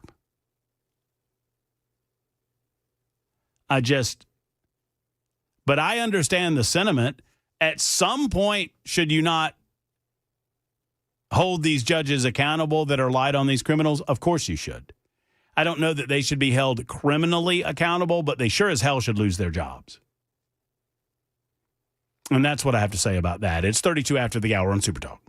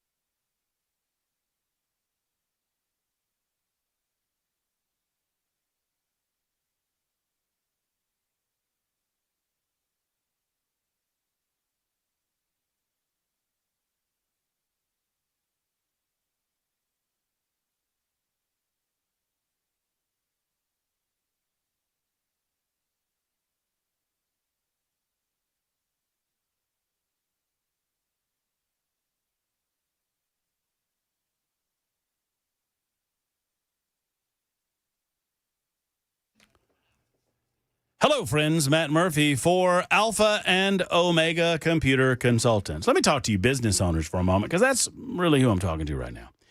If you own a business and you have an IT department and you're frustrated, if you feel like you're spending way too much money on IT, probably are. And they're probably not offering you the same services offered by Alpha and Omega. Secondarily, if you're contracting out and you are dissatisfied with the level of service, if they're farming it out overseas or even out of state, they don't do that at Alpha and Omega. Everything happens right here in state. You got 24-hour support, 7-day-a-week support, 365-day-a-year support right here in this state. Unlimited support, around-the-clock network security monitoring. It's what they do. Plus, They can assist you with email issues, with IT issues, with printer issues, whatever your computer system's doing. If something goes haywire or higgledy-biggledy, as they say, they'll take care of it at Alpha and Omega Jiffy Quick. Plus, as a business owner, you've got to worry about cybersecurity. You've got to worry about ransomware and these types of things, and they have you covered at Alpha and Omega. Call Michael and his team, 615-784-0096, 784-0096, or ANO.net, A&O.net.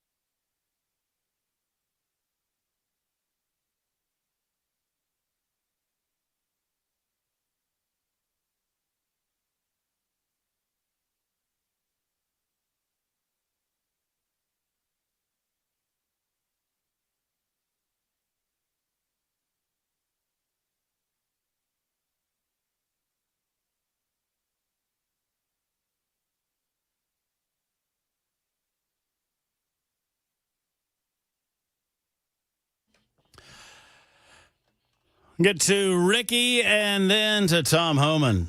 No, we don't have Tom Homan. I wish we had Tom Homan live. I would love to talk to Tom, tell him how much I appreciate everything that he's doing for this United States of America. I've talked to him in the past.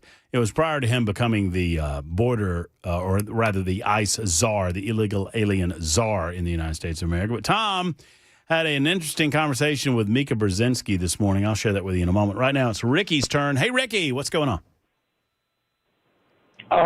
As far as the topic on slavery, I'm not really educated, I don't guess, on the history of it, because when I was young, I remember watching The Color Purple. So what I got from that movie was blacks were the only slaves. But as I've researched it a little bit on the internet, and I know you can't believe everything on the internet, I've read that whites were slaves too. So I looked up the word slave, and the definition that comes from supposedly some of the first slaves that ever was were Slavic people, and they were white. So my question is, how do you find out the truth on slavery? Were blacks the only ones? Were there whites? Were whites some of the first slaves? And so I'm confused on it, to be quite honest with you. Well, let me ask you this, Ricky. Just me and you talking. Was slavery, or is, because slavery still goes on, right?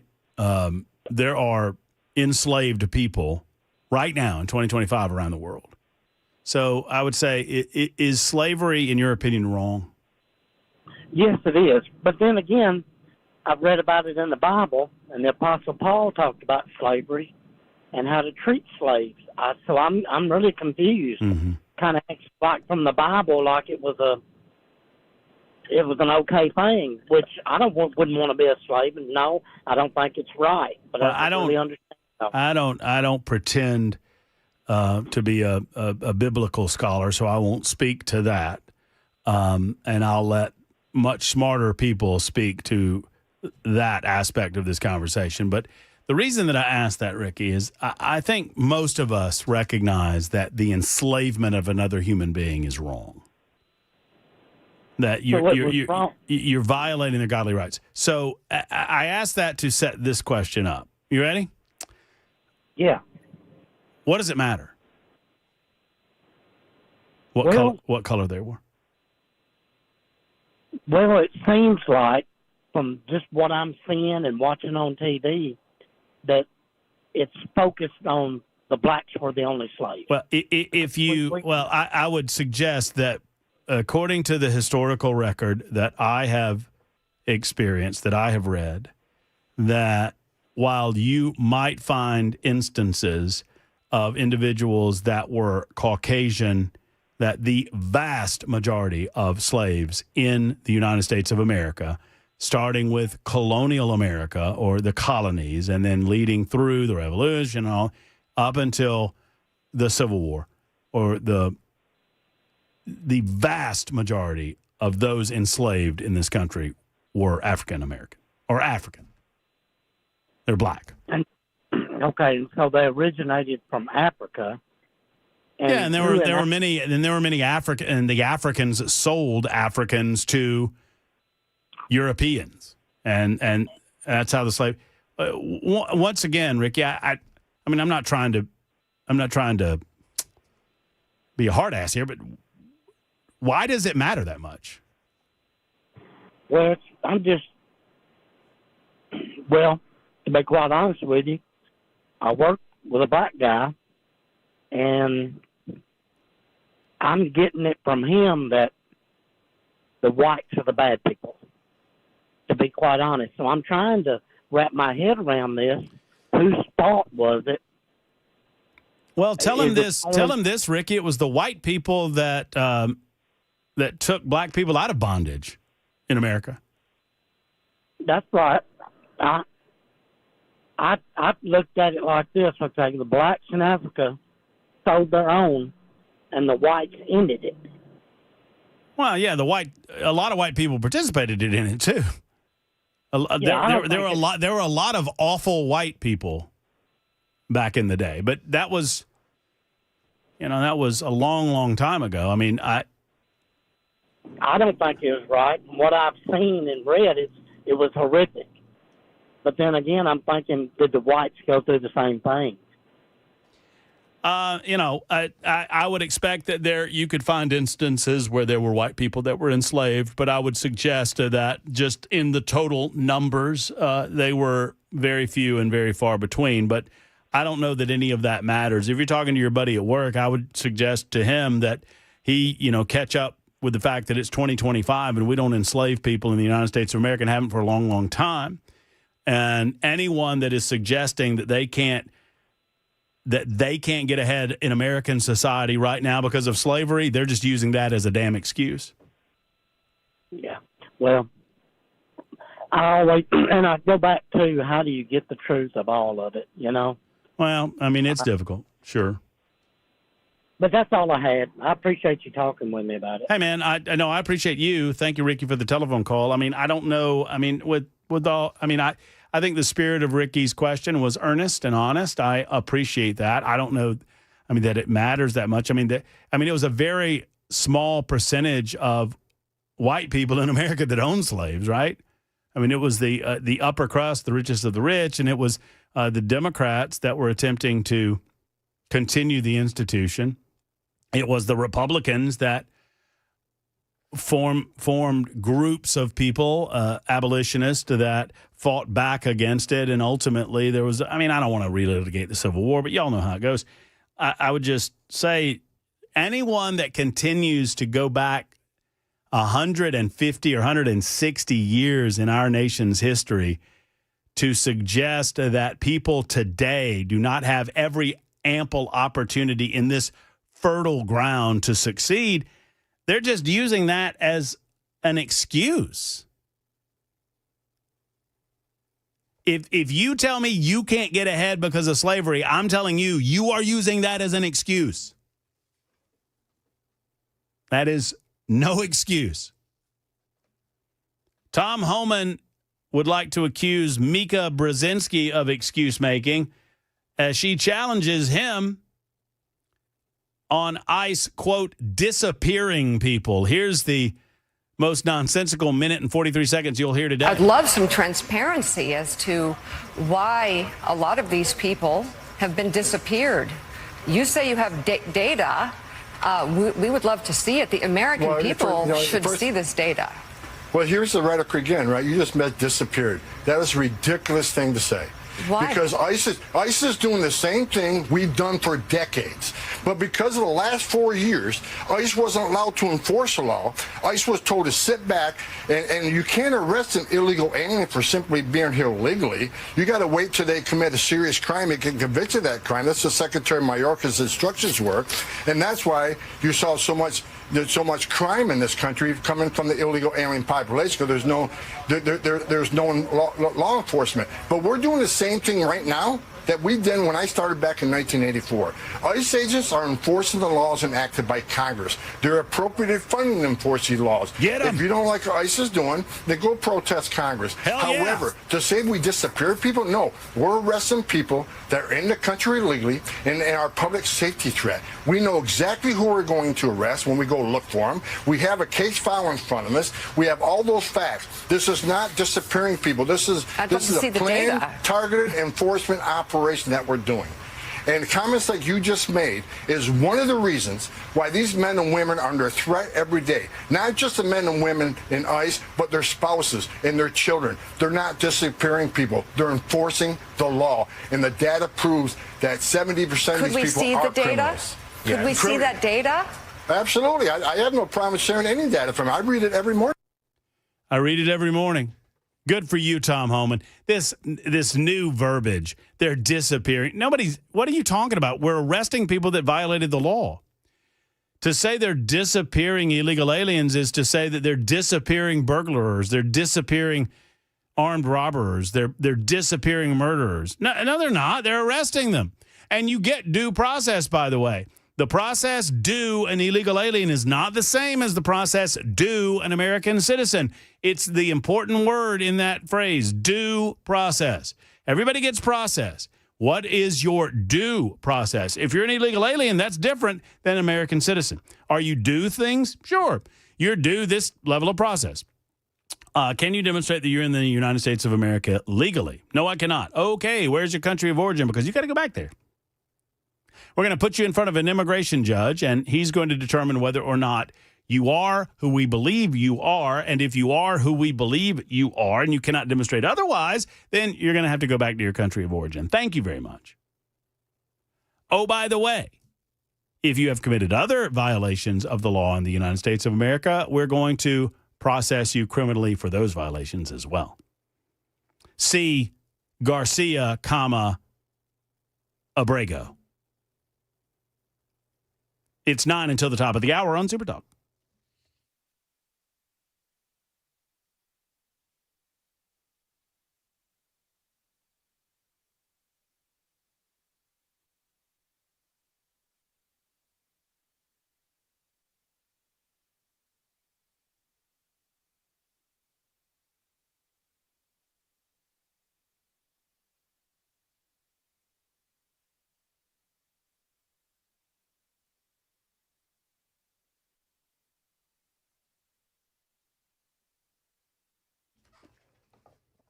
Hello, friends. Matt Murphy for Defend Systems. Brink Fiddler and Defend Systems are a wonderful organization, a wonderful company, and they're the best at what they do. What do?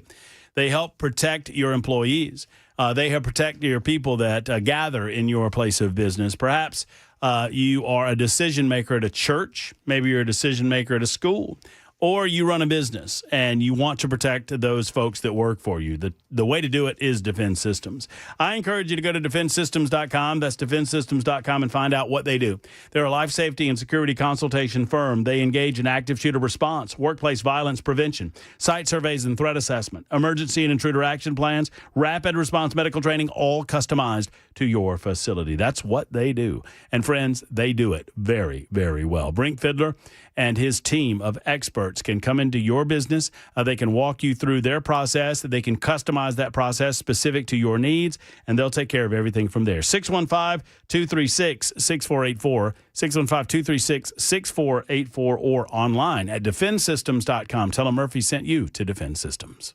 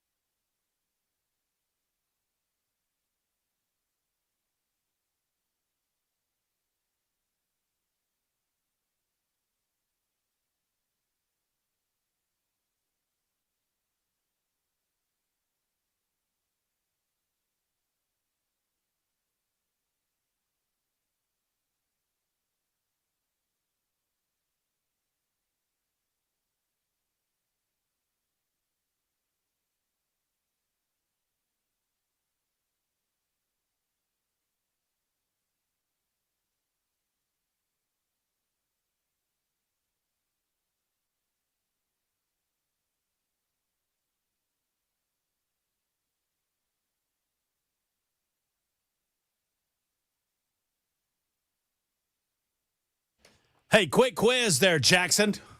What's up? What is the northernmost SEC school? Kentucky. Incorrect. I mean, I think it's Columbia, Missouri, isn't it? You might be right. I think it's close. I mean, it's either one of those two.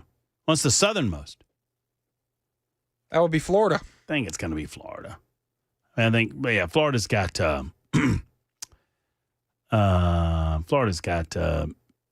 Louisiana beat.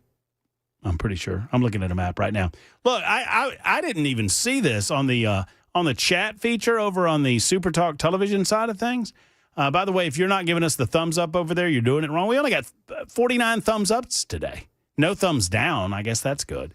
But I would offer a thumbs down for the title of the YouTube podcast. It's just what you told me in confidence. I don't like the troughs. I would prefer to have my own urinal. Thank you. But, I mean, you guys like to do a little sword play, apparently, in the bathrooms. Whatever. I guess that's your business. I don't volunteer for that sort of thing. Thank you very much. The business that I'm getting is from, what was his name? I lost it. I just had it here. I was looking over some of the chat, and I love my chatters. I love you folks over in the chat room. I see you over there, and good people. And there's Lindsay over there, too. I'm kidding, Lindsay. That's a joke. But this fellow was like, Matt Murphy doesn't know anything about Cracker Barrel. And admittedly, I have not been to Cracker Barrel a lot. I've probably been, I can count them on both hands. I've been probably more than I have since I've come to, I bet I've been 15 times, Cracker Barrel, maybe 20. I guess we're approaching a lot. One way or the other, I admittedly am a Waffle House guy, and I've said that repeatedly. Waffle House is America's place to eat breakfast and America's place to get into a fist fight at 2:30 in the morning. That said, my comment was simple. I don't think the restoration of the restaurants, I don't think what they did inside the restaurants caused the uproar. I think you could have done that to every Cracker Barrel in America and people wouldn't have said a word. They would have just accepted that you're updating the apparel. You're updating the, the inner workings of the restaurant. What you did is you tried to take Uncle Herschel and the Cracker and the Barrel off the sign, and that was the problem. So I'll stand by that comment. We're back tomorrow. Until then, have a great evening, folks. Hug your loved ones. Talk to you then. Bye-bye.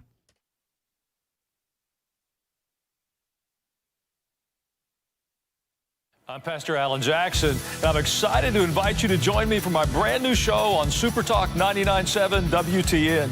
Every Sunday night from 7 to 8, I'll be talking about the week's news and headlines, but through a biblical lens. Together, we'll look at what's happening in our world and how God's Word can guide us through it. Join me, Pastor Alan Jackson, Sunday evenings at 7 on Super Talk 99.7 WTN. And you can listen on iHeartRadio and tune in.